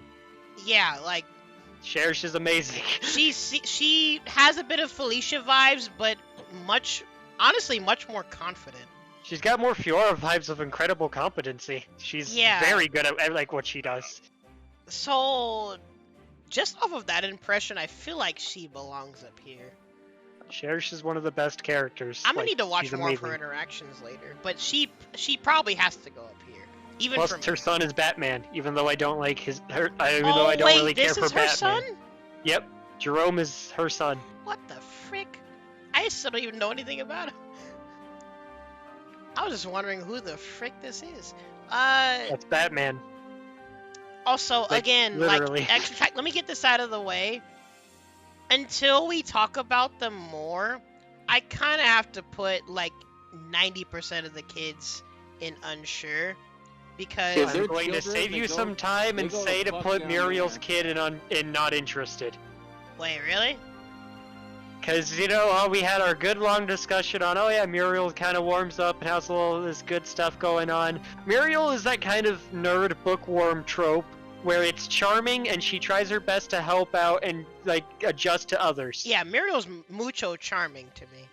Laurent is the nerd trope that you want to stuff in a locker. Oh, gosh dang it. You had so much promise, Nerd. my boy. He did, but he squandered it all. Dang. I might want to watch some. Oh, actually, I'm trying to remember my first playthrough. Did Laurent exist? I don't know, but maybe I want to watch some of his interactions. Also, hold on. For these three, Oh yeah. is it safe for me to judge them based off of fates? Are they the same or no? They are similar. Owain is still like kind of chuny and a little over the top. Okay, Inigo is he's still at least here. a crazy flirt who's usually not successful. He's at And least here. Selena is still a tsundere who but her big shtick is actually that she hates being compared to her mother. Because Cordelia is Little Miss Perfect, who's great at everything, so she hates that she has to live up to that, and she's like, stop comparing me to her. Oh, dang. Which is why she's kind of a tsundere. She's like, I'm sick and tired of people being like, oh yeah, your mother is great, she'll be good too. Shut up, I'm not even a Pegasus Knight, because I don't want to be like that. Well, that adds more context to her infuriating character. You already heard me talk about her in Fates. Oh my gosh. I like to think I don't get tilted as easily from things, but her Nah, in Fates tilted me a lot. I have no idea why the heck she ended up as one of Camilla's retainers of anything. She I would don't be know a how great, that would like, happen. She would be a great retainer to like Leo, or like if she was in Hoshido, like Yes. Takumi. Yes. Not Camilla. I don't know know. why she's with Camilla. I'm gonna leave her. In fact, this is perfect. I'm gonna leave her here because I don't know how to feel about her sometimes. Crom is the hot. Yeah, we like Crom undeniably. Crom. I mean, He's the greatest. Crom has some merits for being up here, but just because of the way he is and like how much fangirls like either love or hate him, Crom definitely goes here. Like, I can't put him any higher than here. I love Crom though. I'm definitely a simp for Crom, to be honest. Crom is the greatest. Oh frick. He's The our man. rapist. Crom, he's our man. If he can't do it, no one can. Crom. I mean, Frederick can probably. That's his cheer and smash. Wait, that's actually how they cheer for him? Yes, if you get the cheering as Crom and Smash, it's the full Crom, he's our man. If he can't do it, no one can. I mean, that's what happens when we only have like one Crom player in Sencal. I've never heard his cheer before. There's like 4! Wait, really? Who else is playing Come Crom? over, PR, Crom! What the frick? Dang, this is what happens when I don't get to run locals anymore. Crom is like one of the most common characters, not just in our region, but anywhere, because he's good and pretty easy to pick up. Yeah, that actually, honestly, I should have tried Crom a while back. But, I don't know, we'll come back to that. I really need to play more Smash. Tiki! Top. Taken, Yeah! Busted. Like, not just because of the actual, like, if any character could fit in Goddess tier, she's the closest to fitting that literally. Yeah, for I mean, starters. also, now, aside from it being literally, she's just so, like, she's just so endearing. Because, As a longtime Fire Emblem fan, I am ecstatic like, beyond words that we have a version of Tiki that is not just Noe, but worse. A lot of early Tiki is the 3,000-year-old small child dragon, and I'm mixed on it because sometimes good, sometimes bad. And the younger one is usually more popular because of obvious reasons, which I despise because older Tiki is way better. I really like older Tiki. What's it called? I love this design of Tiki. I love this interpretation of Tiki. It is a great way to do the character justice in a game that is 2,000 years after Marth. It is perfect. They did her wonderfully. It's a great character. What were we gonna say though, Esteban? As long as she's not Tiki from Fire Emblem TMS, then that's fine. You don't like Vocaloid what? Tiki? No, I just hate that fucking like small little Oni-chan shit. Well, I It's see okay, these because other. you can make fun of it in game. I see these other small child Tikis. This one's cute. Look for Tokyo Mirage Sessions Tiki, where she's a Vocaloid. Actually, is it even in this freaking? If I remember Not on this correctly, wiki, I it think there's a looks like. plot. There's like a small plot line. Like Yeah, a I subplot. feel like I think I played enough of Mirage Sessions to see Tiki in that game, but I don't remember what she looks like. It's not a bad design for her. It's still child Tiki compared to adult, but Well, that's a nerf. which is a drastic nerf. But the character's still not bad. I Yes, do I like that the think I game heard picks on the correctly. whole Oni-chan thing, though, because the first thing she does is call one of your party members that, and then your responses can be like, "What is this?" or "You pervert! You make her call you that?" Oh my god, you can just. And he goes call- like, "Wait, why is that what you're freaking out about?" Oh my gosh. But adult Tiki is great because, I mean, obviously she's like thousands of years old. She gives insight and she's wise, but at the same time, she also is like so chill, and she's just like, listen, I'm gonna do what I want. I need to take a nap. Wake me up if you need me. Like, I love The how chill supports with she Noe is. are amazing because you see the difference in like the way they choose to in their handle things. demeanor. Yeah. And they talk about like how they have to handle this heavy burden they've been given, and it's great. And I just Tiki's love amazing. it. She can be like so nurturing and like so caring, and then she'll like Anna will try and monetize off her popularity, and she's just like scolding her. Like, can you stop selling T-shirts? That's not okay. Yeah, Tiki definitely belongs up here. Definitely. She's great. Cordelia. I didn't get to The socialize most with her that popular much. awakening waifu. Really? Like more popular than everybody? That she was #1. What the frick? I didn't get to see enough of her aside from that I know she's crushing on Crom a bit. Simp magnet is where I would put her. From what you describe, it sounds like she goes there. In fact, hold on, let me... Cordelia suffers from really badly from those support things I was talking about, because there are parts to Cordelia that would be amazing to explore. Like the survivor's guilt of being the last of her unit to live Yeah, is that's- a I know really that's deep mad topic depressing. that should be explored. Maybe one support talks about it. And then like how hard she tries to do what she can is really interesting. What you actually get is 4 supports of, "Hey Cordelia, what are you doing? I just wrote a 700-page essay on proper lance techniques." "You did what?" "Yes, I do this you for did fun." what? And then 8 of her remaining supports are, "I love Crom, but I'll never talk to him." Like, Cordelia is the character that I would like a lot, and I hate the term, but she's kinda waifu bait. Really? She's kinda waifu bait, and she doesn't get enough of a chance to overcome it. She has a lot, it's kind of like Camilla.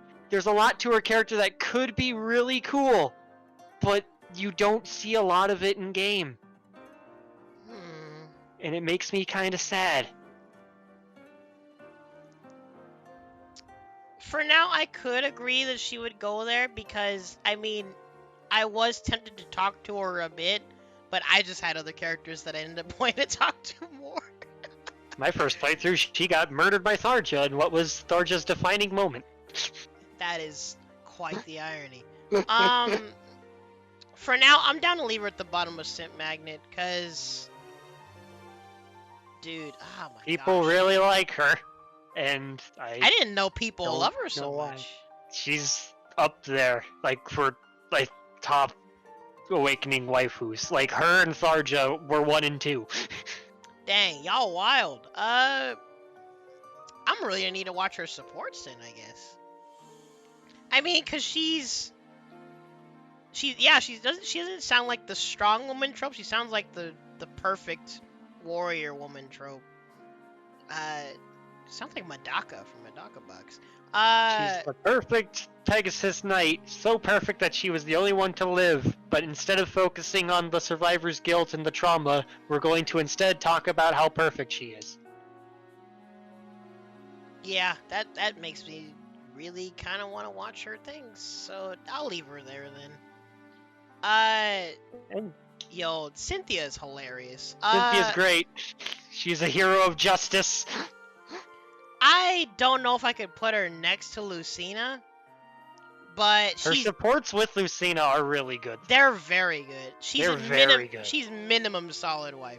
Cynthia has a similar thing to Noe, where on the surface she seems like she's not taking this very seriously, but when you like get supports and learn about like kind of why she's the way she is, it sets in like, no, she's probably one of the most serious. Yeah, my impression of her, she definitely tries, but she's also so impressionable at the same time. She's very theatrical. And like so Kinda like bombastic. But not quite as chuny. Yeah, like, so she's minimum here. Yeah, Whether or not I put her higher, I can agree for sure. I'll think about when I order stuff. I like but- Cynthia a lot. She's very fun. I really like her interactions with her family. Her and Lucina are freaking out over bugs, and Crom just comes in like, what is going on here? What are you two up to? Ah, they're so great. I'm unsure. I mean, she obviously is like the wholesome mommy, but you don't really get Way more anything wholesome, else. not enough of the other. And I feel really weird doing any support with her that would turn romantic. Oh wait, is she another character you can support through the DLC? Yes. And it's really weird. Wait, like Because of you can retrospect. marry her? Yes. That's why I'm unsure. Huh. Fire Emblem Awakening is the ultimate game where you can break the bro code to the greatest extent, because you can not only marry your best bro's little sister, you can also marry his dead older sister or his daughter. That's godlike. Yo, this is kind of wild. I thought marrying. Awakening is a weird game. I thought Camilla's social link was wild. I'm very... Holy I frick. don't know how to feel about Emerin as a waifu. That seems really weird to me, and I don't agree with it. Dang it! Now that you said that, I'm thinking, oh frick. Hold on. Okay, so we gotta look past some of this. As a character, she's just Pretty cool. so wholesome. Like, her entire character is just trying to maintain peace in the world. But there's just so much horrible people just constantly trying to just dunk on what she's trying to do. It's terrible. I feel like she has to be minimum of here. She's just too good of a woman. She just tries so hard to help people not be terrible. And people just don't care about that. Jump. In fact, while we're on the subject, hold on. I'm making a whole other tier. Give me a second.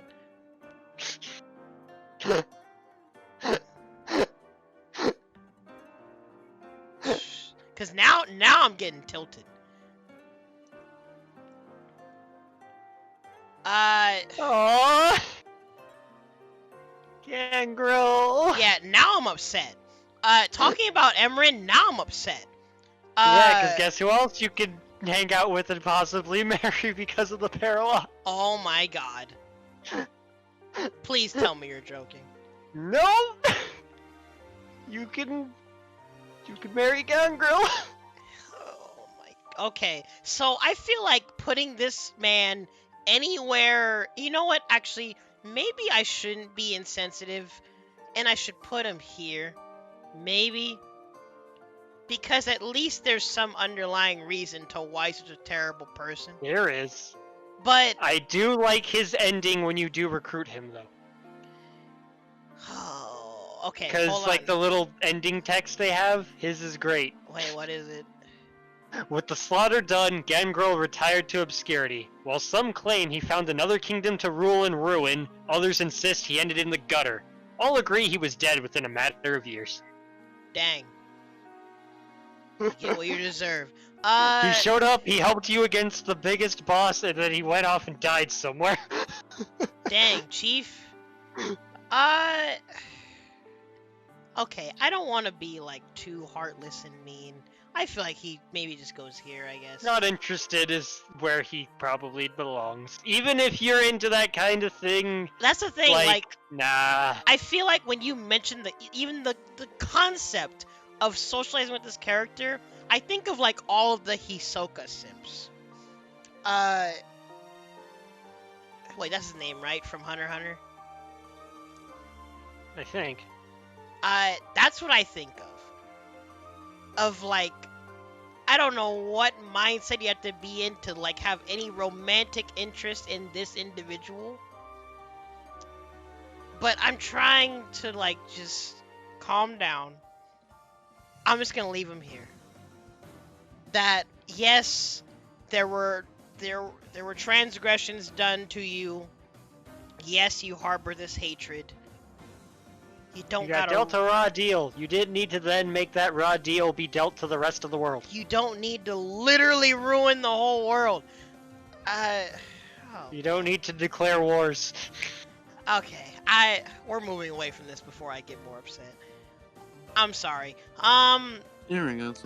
Flavia, that's her name, right? Yep. She's also pretty another. good. She's also another strong woman. Flavia's great. I like her a lot. I feel like I need to see her socially to see if she goes up here. For me, she's definitely here though, cause she's a warrior and she's a caring leader.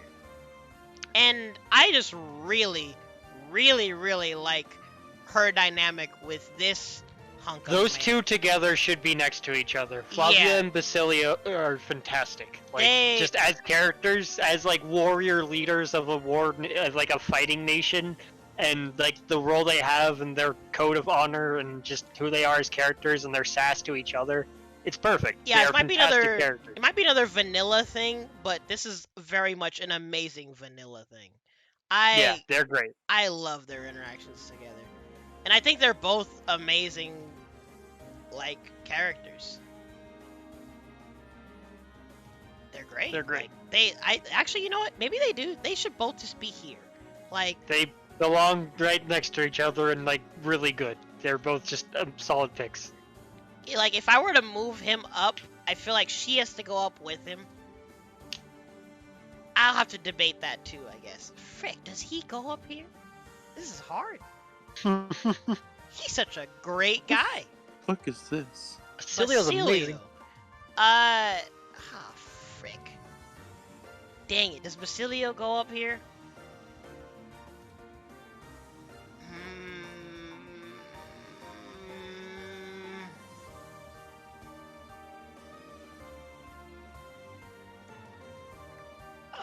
Basilio's too good. Dang it. This is a hard one. I think Basilio goes up here.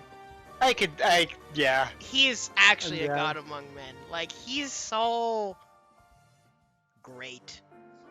Especially in, like, the times of trial. where Crom is just dealing with everything. Basilio is there to help him get through it. Frick, Basilio's so cool. The question then, does Flavia go up here too? I say so. I'd put them together.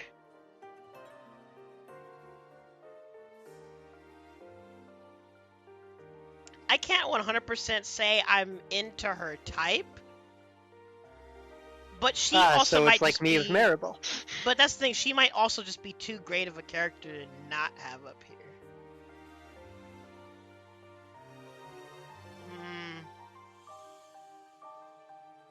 This is hard. Do people like Flavia? Yes. Because I don't know if she would go here. I don't know if she's that much of a type to go right here. Is she actually... Is she enough of a type to go here? I don't know how much Step on Me Mommy fan art there is of her.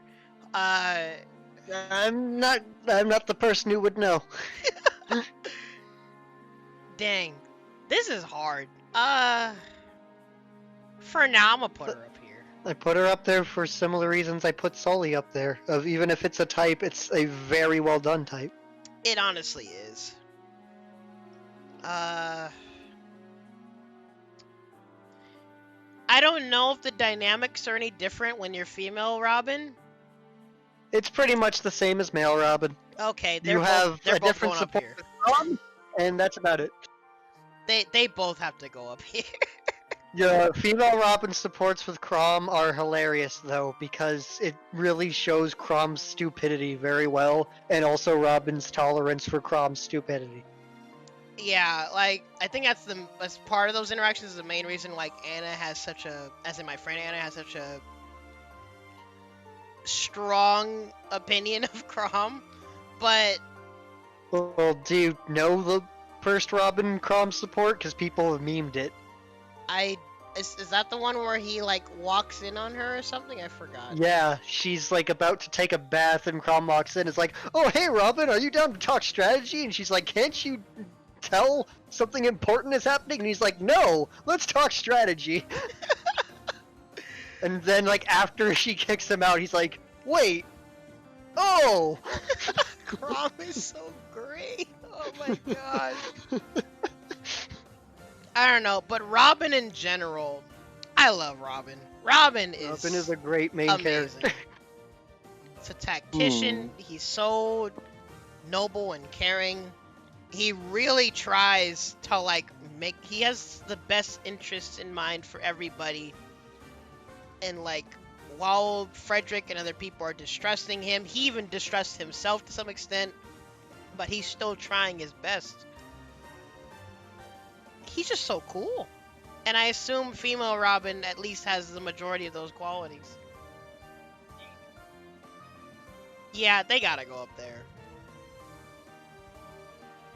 Wait, My My hold favorite up. support with Robin, like, not even romantic, I really like Robin's support with Virion.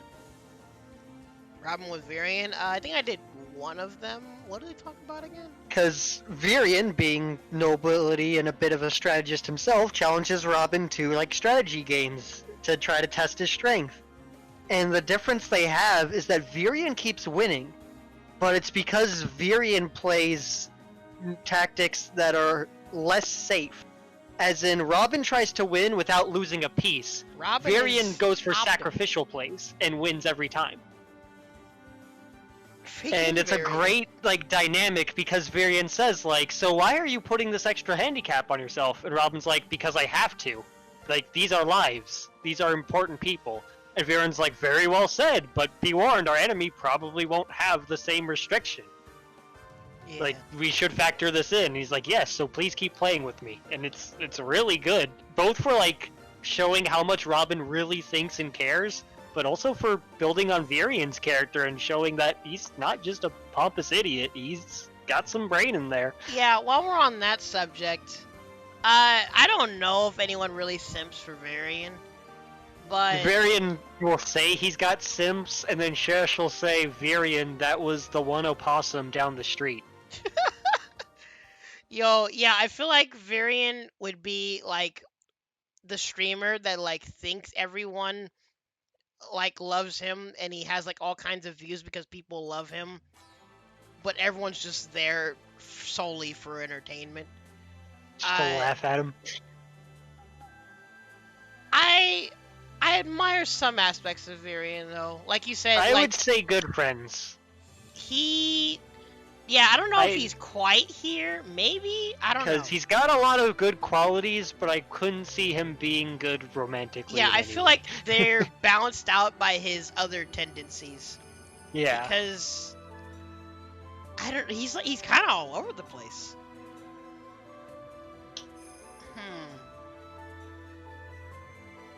Also, He was also a unit that got straight up out, like, one-upped and replaced in Heroes. Because initially Oh, in really? Fire Emblem Heroes, Varian was one of the starting units given to you. An update a couple years ago replaced him with Takumi.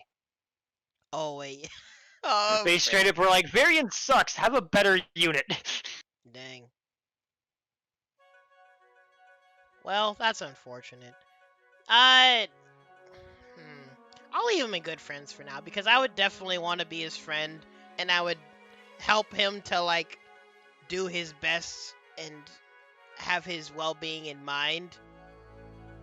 I think he has would come to merit behind his actions and the things he says, even though he's kind of a doofus that you have to deal with. Yeah, I think it's worth dealing with. I think he offers genuine, like, things. He brings a lot to the table that is worth talking to and being a friend with. That's why I'm wondering, could he be an adequate husbando? I don't know. Maybe. I wouldn't know personally, though. I'll leave him behind, Penne. Holy frick, Frederick goes up here. Absolute god. Immediate.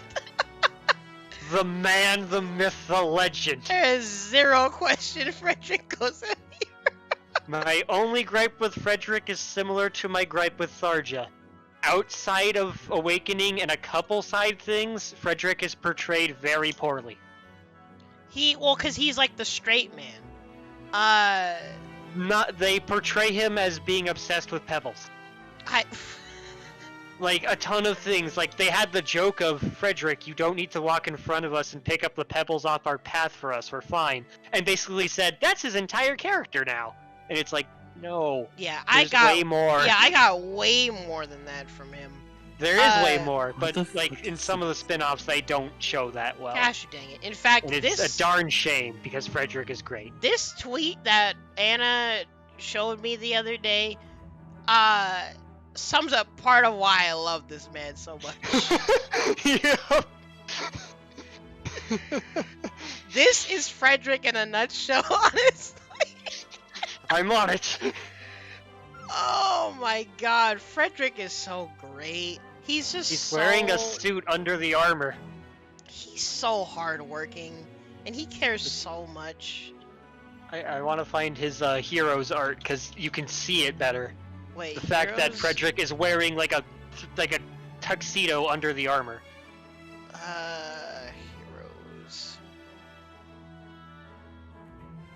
Let's just go to images, I guess. You can see it a little bit better. Also, there's a Summer Summer Frederick. Frederick who throws seashells at people.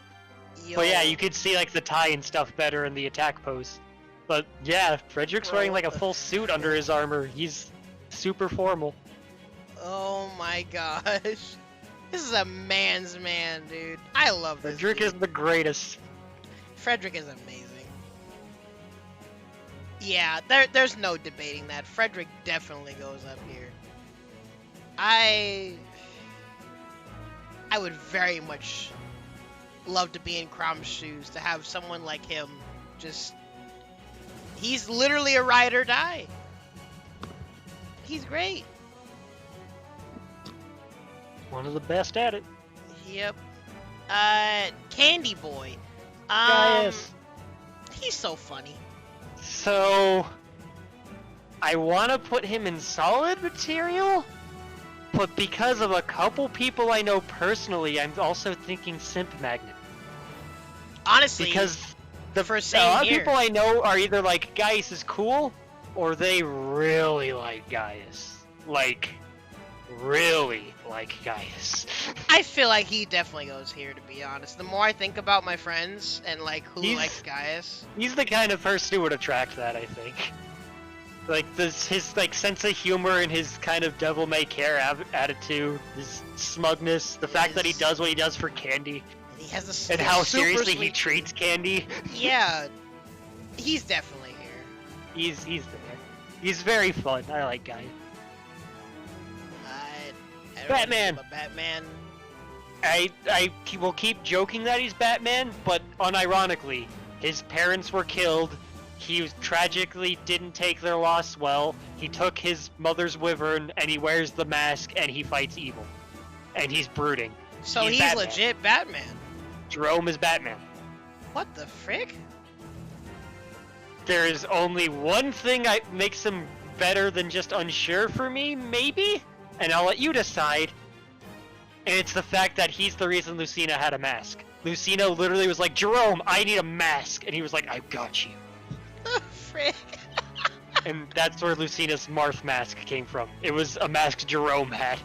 Oh my gosh. That is hilarious. So I'd like to think he's probably a bit of a dork, but Howdy, otherwise Lord Crow. he's just Batman. Yeah, I imagine he would be a dork if not low-key Junie, but then again, you said his parents did die. But outside of that, I don't know if I'd put him anywhere besides unsure. Because, I mean, I would try to socialize with him, but like, you already made him sound so brooding. He's very brooding. Like, I think when the mission to recruit him, he's talking about like, this will be my last battle. Let us go die on the field of honor. Bro, what like, the frick? He's brooding. I'm gonna leave him in unsure. That sounds like it would be another character that'd be hard to socialize with. I think the supports people talk about that. I think they're like, Jerome, you can lighten up a bit. I know it's serious, but come on, man. Dang. Yo! Freaking Gregor! Gregor! Gregor's the man! Gosh, he's so great, but I didn't get to do enough of his social links. I would put him in God Among Men. I love feel Gregor. like he when might I have to go did my there first too. female Robin playthrough, he was who I picked to marry because he's my favorite of the guys. I love Gregor. He is the best. Yeah. You know about like his name? Like, do you know about why his name's Gregor? Wait, why his name's Gregor? Wait, Because why? that's not his birth name. Oh, why is the name Gregor then? Gregor was the name of his brother who was killed by bandits, and he took Oh. on his brother's name to honor him. Oh, frick. Gregor, what the frick? Gregor's the man. I'm He gonna is need to leave Gregor up here honorable for and now. caring. He is there for everyone. When you're introduced to him, he's like with now, and he's like, "Listen, I'm bad guy. I have but scary not face, bad guy." but I am here to help. It's just unfortunate. He was another one of the units of mine that basically got left behind because it was hard to keep using him while everyone else was like leveling up a bunch. I'm gonna look up something because I might be wrong about also why Gregor's the man. I'm gonna double check. And yes, okay. What? Gregor, early in his career as a mercenary, had a job to kill a couple wyverns, and there was a baby one there, and he was like, I've got too much honor, I'm not gonna kill a child. That was Minerva. That was Shersh's wyvern. Oh! He was like, I ain't gonna frick. kill no baby wyvern, that's messed up. Y'all gotta stop. Dude! The honor of this... Yeah, he's up there. No, yeah. Yep. I had to He's double saying check. it. I was like, I thought that was the thing. I wanted to make sure, and yes, it was. Gregor's the coolest. The freaking lore, bro. I love this guy. That is sick.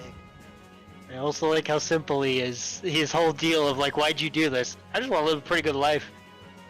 He's a mercenary. Like, I think like his ending is always like, after the war, he got his money and he went and had fun for the rest of his life. It makes sense to me. Henry. Okay, so... I like Henry a lot. That said, I understand if people find him off-putting. he honestly has a lot of Tharja vibes, where he's a character that naturally comes off very weird, and you need to like get under the layers to know more about him. I didn't get to explore those layers. I did see some of his interactions with other characters, like Olivia. And I do see that he can care.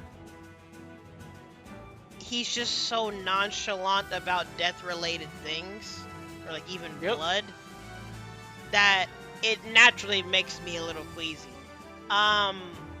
He's a bit creepy.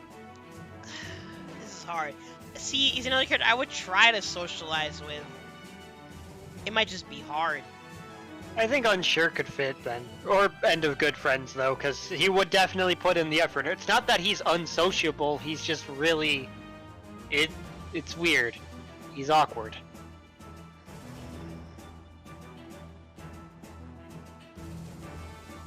He does have a really good support with Noe, though, because he kind of talks with Noe about that kind of death stuff again. And he's just like, hey, oh, you're kind of like me then, too, huh?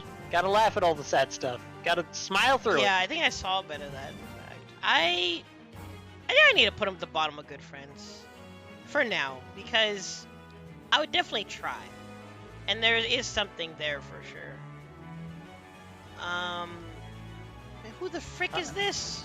Hi, Brady. That's Maribel's son. What? Why does he look like a freaking degen? That's actually his problem. He hates that that's how he looks.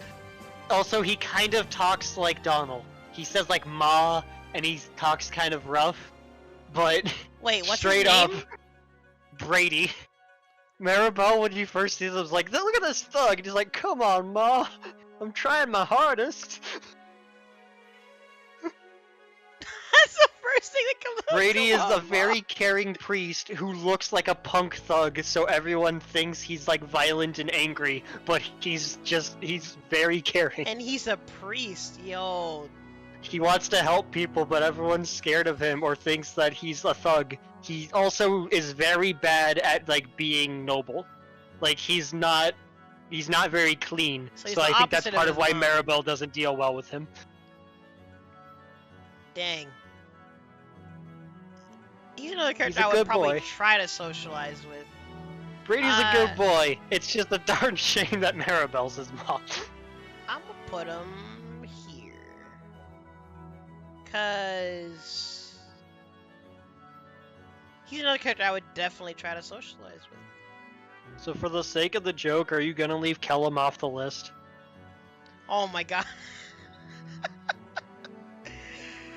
I can't do that to him. Oh my god. This guy, I want to like Kellum. I really want to like Kellum. The joke stopped being funny very quick. like, honestly, it more so just made me feel bad.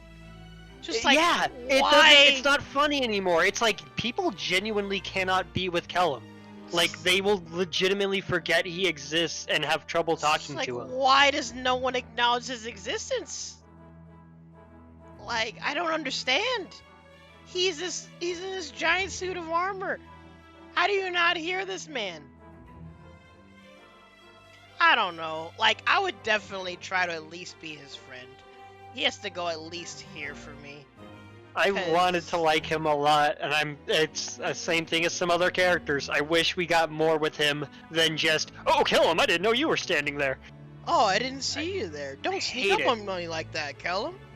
I've been doing this for the past 3 years, please stop. Yeah, like, I can understand that probably got mad tiring. For me, it just made me sad. Like, I was like, this isn't funny, this is just depressing. Yeah, it was more, and he was another unit that got left behind. Like, I couldn't level him up, really. Armor Knights are usually not great in Fire Emblem, and that makes me sad because they're like my favorite unit type. I want a big fat ball of stats. Alright, this monk dude, I forgot his name, but he's cool. He is cool. He's kind of in the same vein as Kellum, where I'd want to socialize and find out more about them, but they kind of just like fell into obscurity, honestly. Libra falls under the same stuff as some other characters again of it's a character type I've seen in other Fire Emblems done better. Both like the tragic priest and then the guy who looks like a pretty girl, like both of them I've seen done better. Character, yeah. Like both tropes have been done way better in other Fire Emblems. He's not a bad character, and I kind of like him because like the devotion he has is interesting. It's cool to see a dude that's like super spiritual in the army. That's kind of nice for like a change of pace. Yeah. But at the same time, it's like, eh. So actually, that's the thing. He just felt kind of, eh. I mean, obviously, especially interacting with someone like Crom, like the oh you're not a girl. Like obviously that's like funny the first time, but aside from that, he's kind of just like, you're cool. It's unfortunate I didn't really get to use you at all, so I'll keep him there. Oh freaking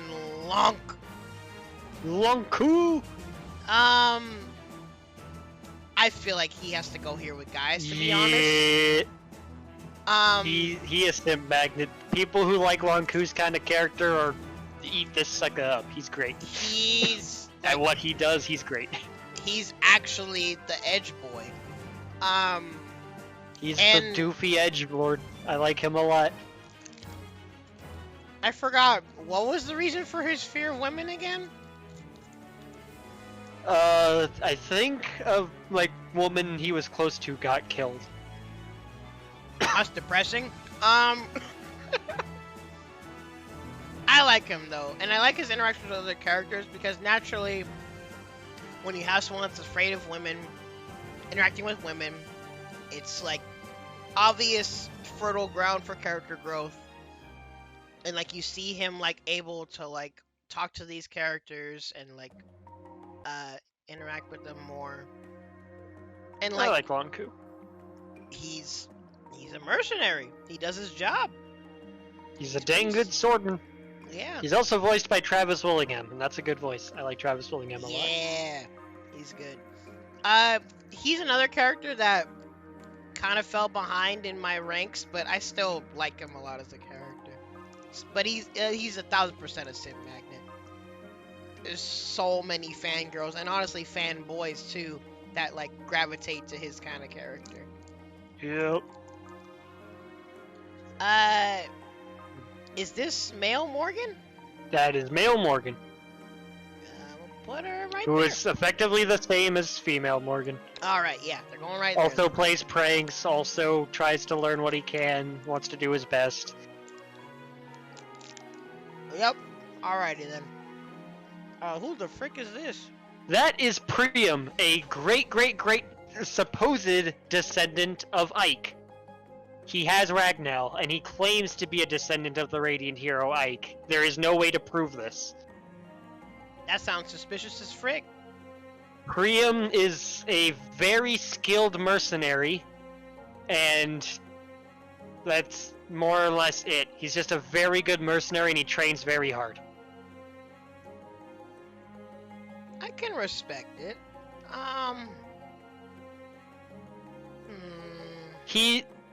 Priam is awkward because the Paralogs added a handful of additional playable and marryable characters, and they were mostly the villains from past arcs. So it was Gangrel, Aversa, Walhart, and was it like Yensid or whatever? Yeah. Yanfei, whatever. Yeah, Yenfei, and then him. And it's like the rest of them all have character. Like we know their character a bit from fighting them, and then we get a little bit more after. This dude just comes out of Priam, nowhere. we didn't get anything. He just shows up. And it's like, I am a great mercenary. Watch this. And then he throws Ragnell at someone. What the frick? He sounds so random. Yeah, he's kind of just there. I want to like Priam. He's kind of doofy, but he's kind of just there. I believe the only person he can support with is Robin. Also, I honestly kind of don't like when a character can only socialize with the main character. Yeah, That drives me nuts, to be honest. I might need to leave him here. Like, I don't know if I'm even He's curious just about there. this guy.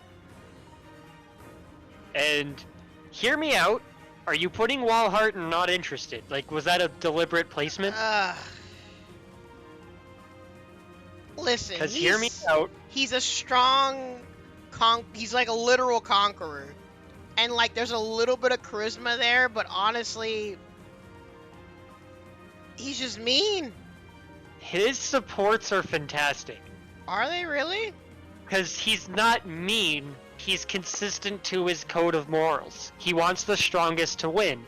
When you beat him, and then you find him in the other stuff, he straight up says, "You beat me. I gotta help you with your conditions now.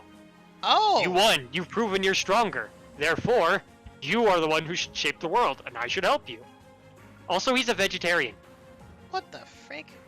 Because that's how you can be strong. You don't need meat to be strong. You can be healthy and be strong in good communion with nature. So his entire character is legit survival of the fittest, and once you Yeah. show that you're the fittest, he's loyal to He you. consents. He recognizes it. He's like, yeah, straight up, you've proven me wrong. Go ahead. He's like, he is a conqueror, but that doesn't mean he is like a willing warlord who wants to kill and destroy. He wants to conquer because as far as he knows and holds to his morality, conquering and ruling is how to bring peace.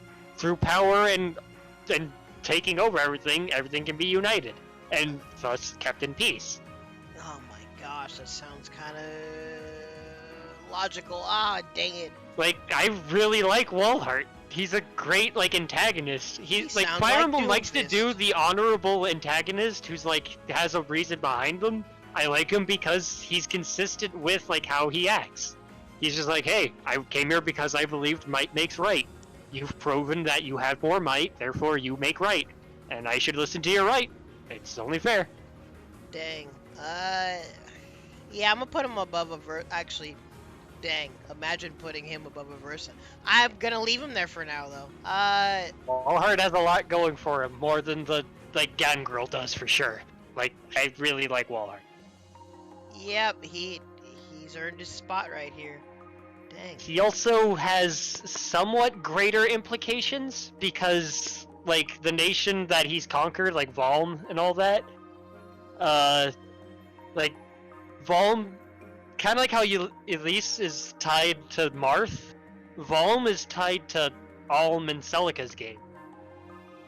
He's like a great descendant of a lord from another Fire Emblem and has, like, ties to that nation. And, like, the lore implications he has is kind of cool because of that.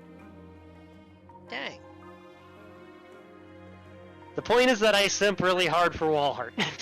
Bro, stop. I really like the big dumb lobster man. Stop making villains sound cool. Gosh, dang it.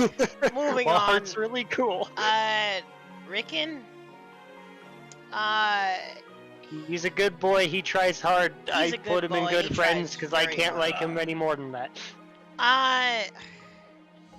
His qualities make me possibly want to put him up here. Because... He's another trope that I'm not huge on. I don't like the young, almost child-looking guy who's like, I'm not a kid, I'll prove to you! Like, I'm not huge Don't on it. underestimate me because I look like a child.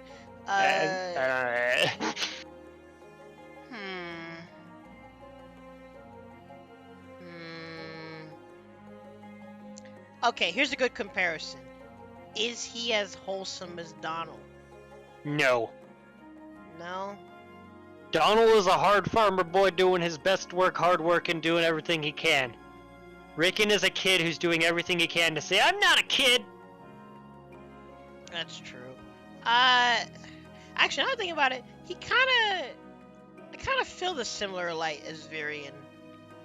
He's trying really hard to be something he's not.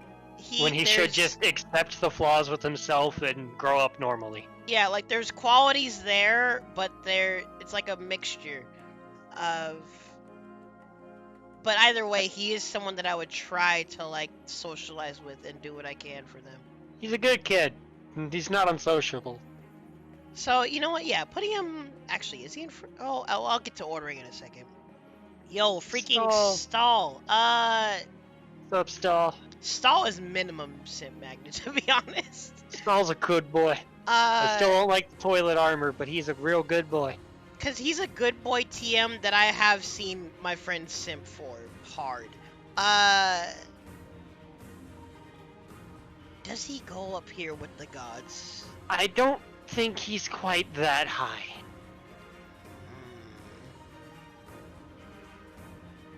I like Stall because he'll have your back. He's the chill dude who will get something done when it needs to get done, even if you don't ask him to. I mean, sure, a little bit, I get, oh my god, I forgot his name. The homie from Fates. There's so many Fire Emblem characters. Cyrus or whatever? Silas? Yeah, for some reason, he gives me Silas vibes, but less ride or die. I can kind of see it in terms of, like, the reliability. He gets things done. But he's not as weirdly, I'm your bestest friend, as Silas Yeah, is, like, that's what I mean. which is good, because I didn't... Silas, like, got a little weird sometimes. I love Silas, honestly. He's great, but sometimes I'm just like, how do you know all this? Yeah, but that's what the vibe that I get from Stall. He's just Silas, but without the ride or die. He's just a homie. Well, he's got the ride or die, but he's not gonna tell you he's got the ride or die every time. He's just gonna do it. Yeah. So I feel like him being bottom of Simp Magnet is fine. I can see that. Because my friend's definitely Simp for him. Teach is a I god like him amongst overall. men. Freaking Teach. Oh my god. Vake is a god amongst men. The Vake. The Vake! Bro, that's the thing. The vibe of his character feels like he would be a simp magnet that thinks he's a simp magnet, but he's actually not. I don't know. Like, frick, where do I put Fake? I don't know. This is hard.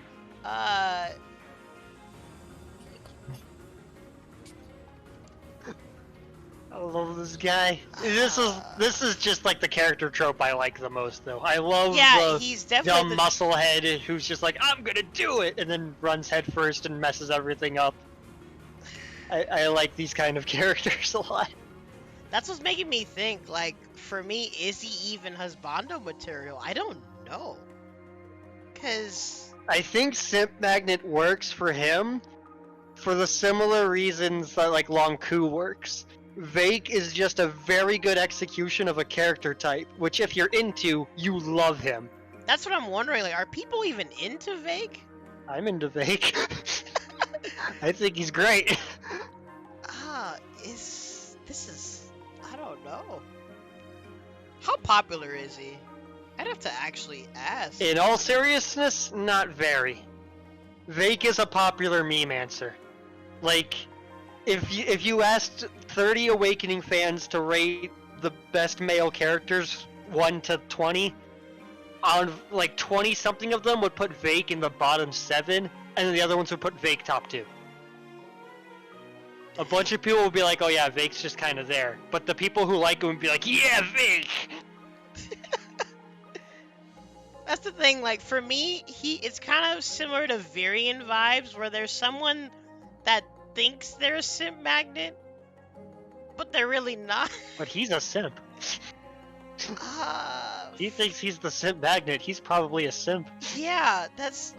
frick, where do I put him? It's a weird category considering who else is there, but I could also see him in unsure because of the explanation of we don't honestly know. Yeah, like... Dang. But I really could see, like, being his friend, though. And I would, like... They could be cool to hang out. I think I gotta put him next to Varian. Because I would, like, do my best to help him despite his, like, supreme confidence in himself. Yeah, you know what? I'm gonna leave him there for now. Because, yo, he's a toss-up. Dang. Also, this boy is depressing. I don't even know if people simp for him or not. It's just sad. To me, he's a little bit between like Priam and Walhart. The amount of actual stuff he can do, like character-wise that we see, isn't a whole lot. But what's there is pretty good. But like you've said, it's pretty sad. Like, just off of that alone of what he does to like maintain the safety of his sister. Oh, frick. Okay, I'm getting sad. I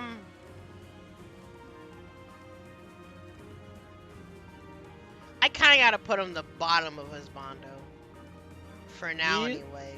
Because that's just so noble. And so sad. I don't know. So should he be...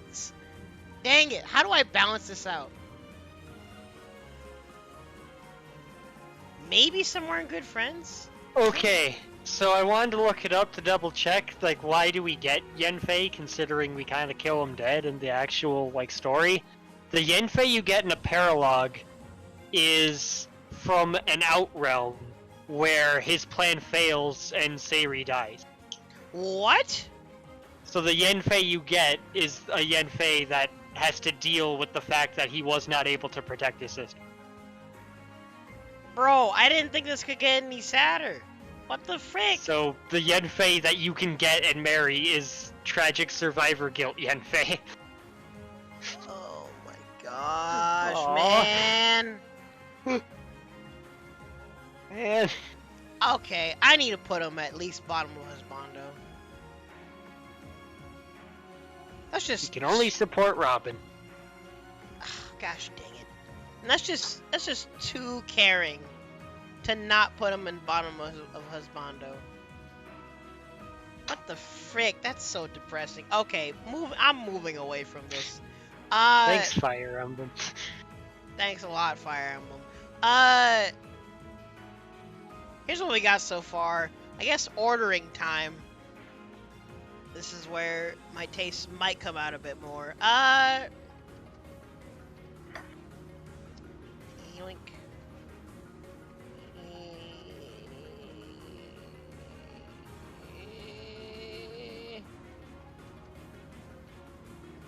Oh, this is difficult. That's the thing. They both have types in some aspects that I'm not 100% into, but I like them both. But Lucina's technically has more to her. I'm gonna put Lucina in front for now.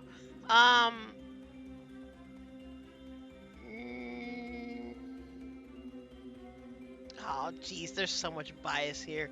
Honestly, that's fine. Like, to be totally honest, of all these placements within tiers, like of who's in what, the only ones I would complain about would be just my own incredible biases. Everything else I can, like, agree with. So for order, honestly, I say just go with your gut. Because, again, it's your list. Well, because I might need to look a bit more to do this off of anything besides just noble sword wife. And honestly, low-key, the accent is also nice.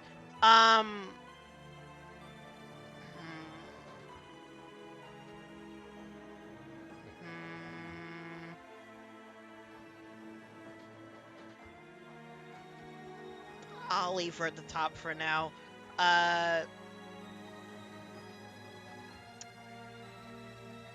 Dang, Tiki's great. Tiki's very good. Bro, Robin is just so great. I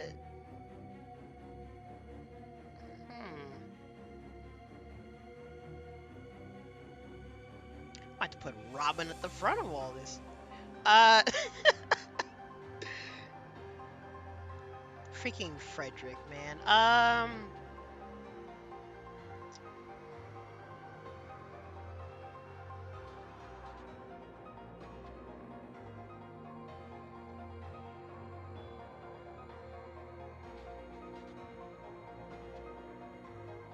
Yo, ordering this is hard. Uh,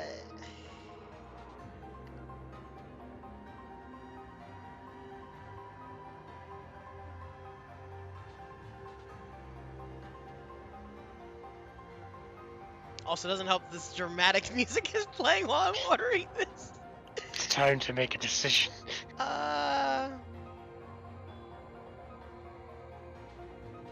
Let's do that. All right, moment of truth. Is Muriel going any higher?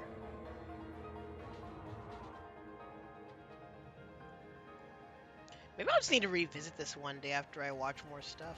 But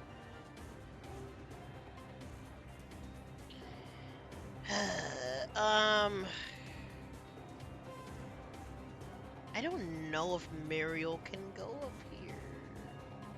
But then again, like, between Muriel and Flavia, I do like Muriel a teensy bit more. Just out of personal preference. Oh, frick.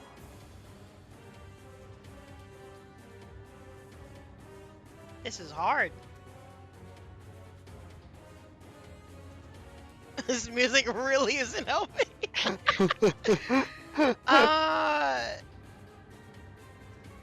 Dang, I like Muriel though. Maybe I should have Flavia be the top of this. I don't know. How do I feel about this?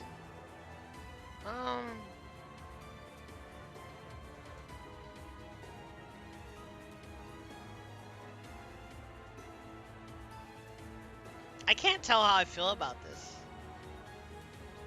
Morgan definitely needs to stay there. Actually, I kind of like Morgan more, to be honest. Ah, frick. No. The hardest part. It all comes falling apart. This is getting worse and worse.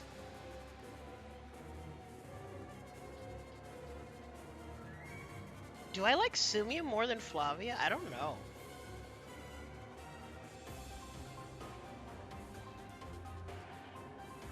Should we do this?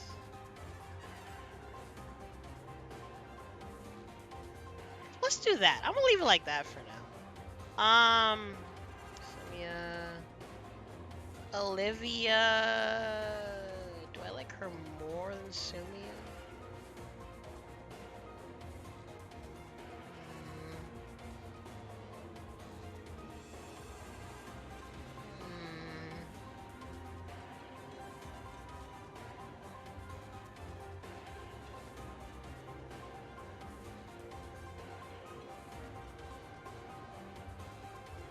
They're both really archetypes that I mean, obviously archetypes that I like a lot. They're just so diligent. I might leave Sumia above Olivia.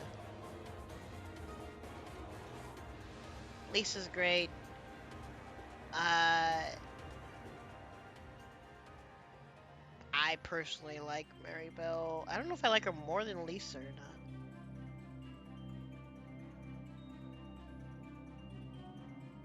I'll leave it like that. Donald's quite wholesome. Can I move him any higher? I don't know. I'm about to keep them like this. Actually.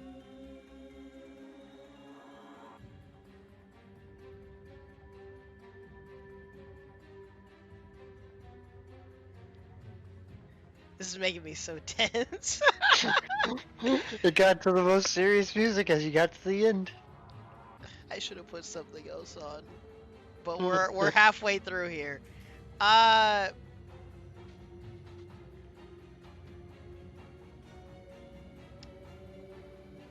Freaking Panay, dude. I kind of need to keep her here. I like her Don't development. touch the rabbit. I like her development. And she is cool. I gotta at least keep her there.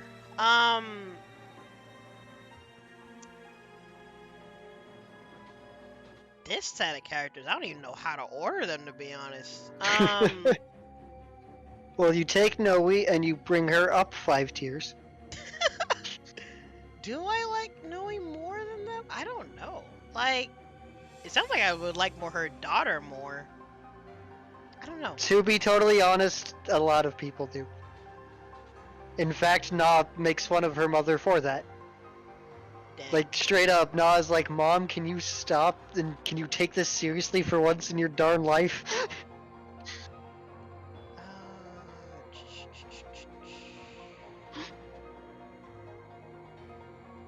Also, I have to give massive props to Noe for naming her daughter Na. Nah, how do you even come up with a name like that? And if I remember right, I think her name in Japanese is also like no. Like this, like the word for no. What the frick? So it's like, what, can you tell me your name? No. Oh. Well, okay. No, that's my name. No, What? that's what you named me. Out of the people that I'm unsure about, okay. Now I have to respect this guy a bit more. Good grief. At least there's context to her tsundere nature. I wouldn't be able to resist at least trying to socialize with her, not gonna lie, but it'd still be unsure. This guy I would genuinely want to talk to. I'm unsure because I'm just curious. She's, oh wait, whoops. She is. Oh God. Ayaversa. Whoever this is, I'd probably talk to them more likely than That is Kiel. That is Sully's daughter, I believe. Oh, then let's just move her on up here. Yeah. That's all I need to know. Kiel is very good. Kiel, tries to be a cavalier like her mother, but fails, and eventually realizes like, well, I guess I'll have to try something else. I'll try heavy armor instead. And basically, because she wanted to be a skilled fighter, because her mother was a skilled fighter, and they trained together and learned together after, like, as mother and daughter, she's like, sweet, I'll be an armor knight and I'll help to protect you. And then, as you can guess by the future stuff, that didn't go so well. Dang. But Kel is basically down to protect people and do her best, and is a very dedicated fighter. That was enough for me to put her right here. Kel's great. I like her a lot. Everyone else, I'm not sure.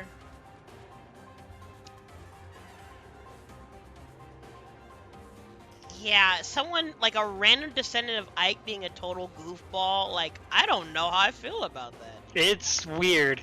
Some people actually really hate Priam. Really?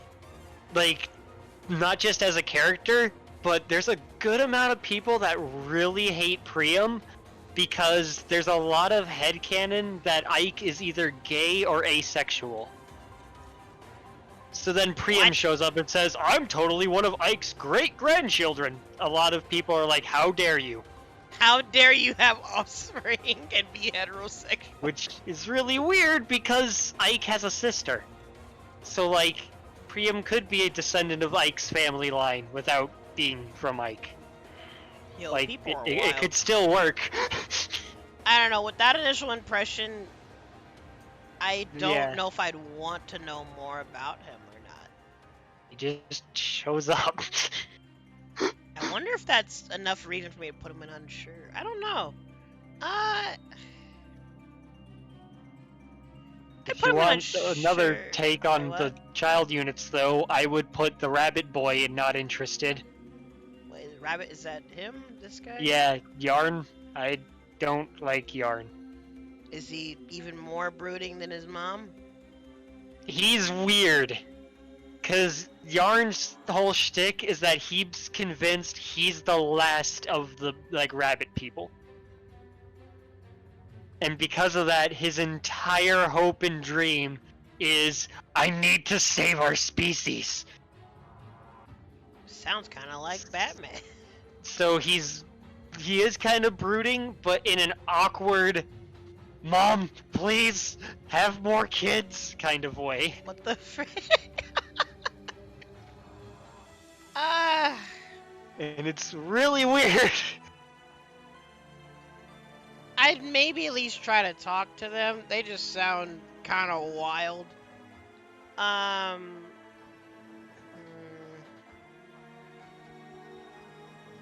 Dang, would I really try to converse with Aversa more than the kids?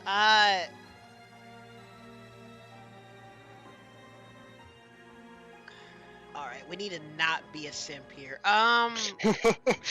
Frick.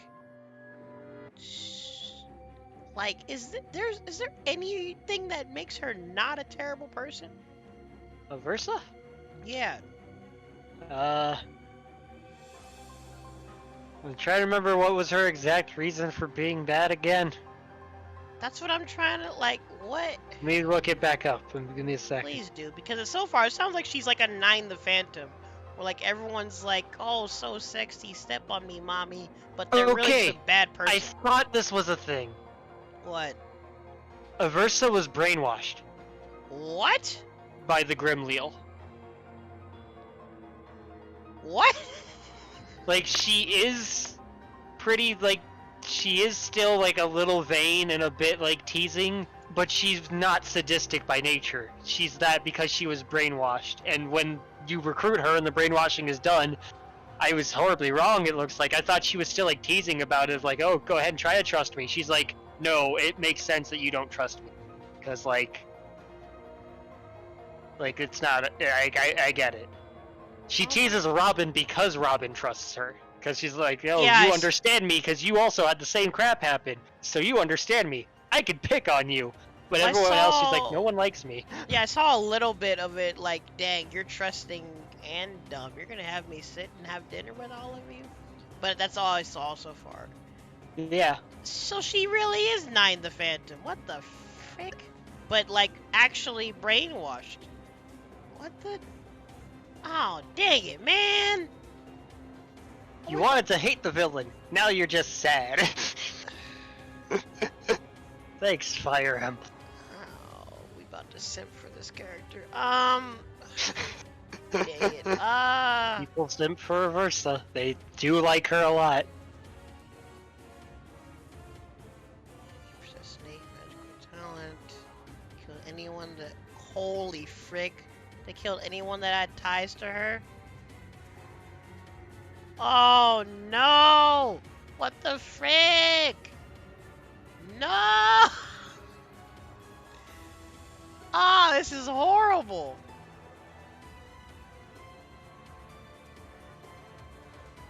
Are you kidding me? Gosh dang it, man. Okay, she's at least in, okay, hold on. I'm putting her right here. You gotta help her out after what she's been through. Bro, that's sad. I'm at least trying to be her friend. I'm putting her up here. I'm such a simp. He admits. Yeah, I'm gonna put her up there, cause I would okay. I when Esteban said he digs her, I figured that was just thirsting, like most people. But now we know it's a depressing story. She needs to go there with Panay. Dang, man. What the frick? Also, when it got Nuggy. Oh, Hey. dang. Also, maybe I should put him right here in the same regard. For the same kind of reasons. So just, it's sad. I want to help. Oh, frick, am I allowed to put Panay above them? Oh,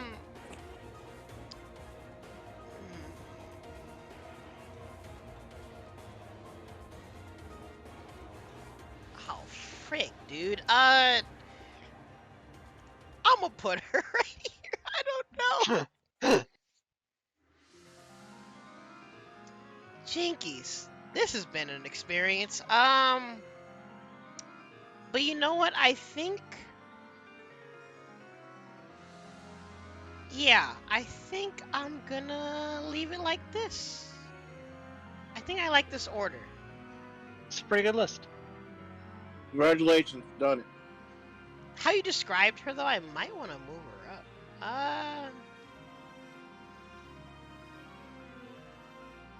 I like Kiel a lot because you don't hear her name said, and it's spelt with like the Nordic J. So I used to get a good chuckle out of my friends calling her Kajel. Do I put her above Panay is the question. Oh, frick. I'll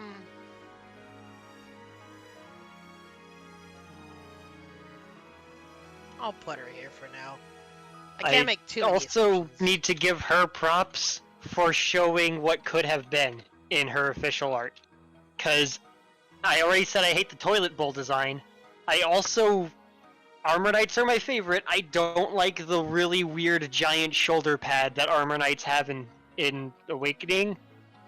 But the default, like, fancy art they have for Kiel has the shoulder pad off and on the ground. I posted it in Shenanigans. Oh, wait. And I'm like, wow, that's just a good suit of armor. Without the weird shoulder thingy. Why couldn't they have looked like this? Also, I didn't stay thematically accurate. We're in Fate's music now. Oh, frick.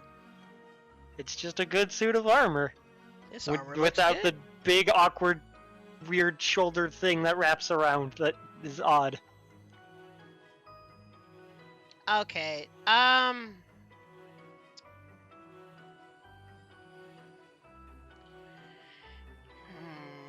Kinda wanna play Awakening again.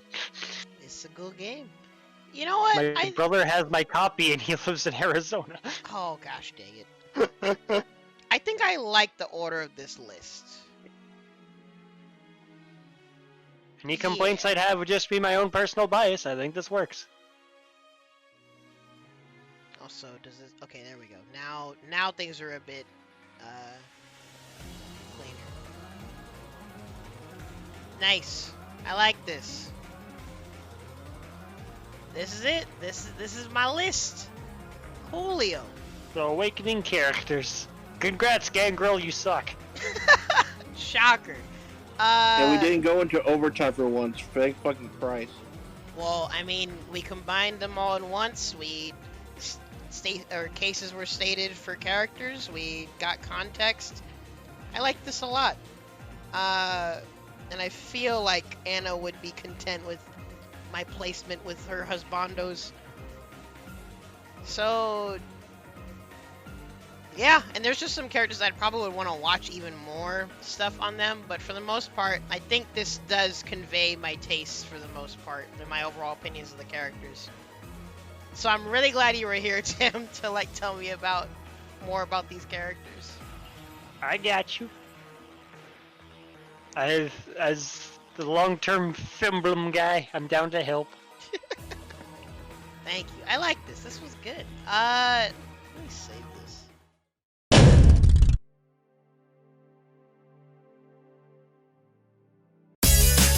Thanks for watching. Hope you had a chill time. If you like me, be sure to subscribe. If you want more to see, check out what's next to the Chibi. Tourney footage, art stuff, gaming streams, maybe eventually guides or other things, we'll see. You can also check out my social media as well as links to anything else that I may have mentioned in the description. That's all for now. Laters.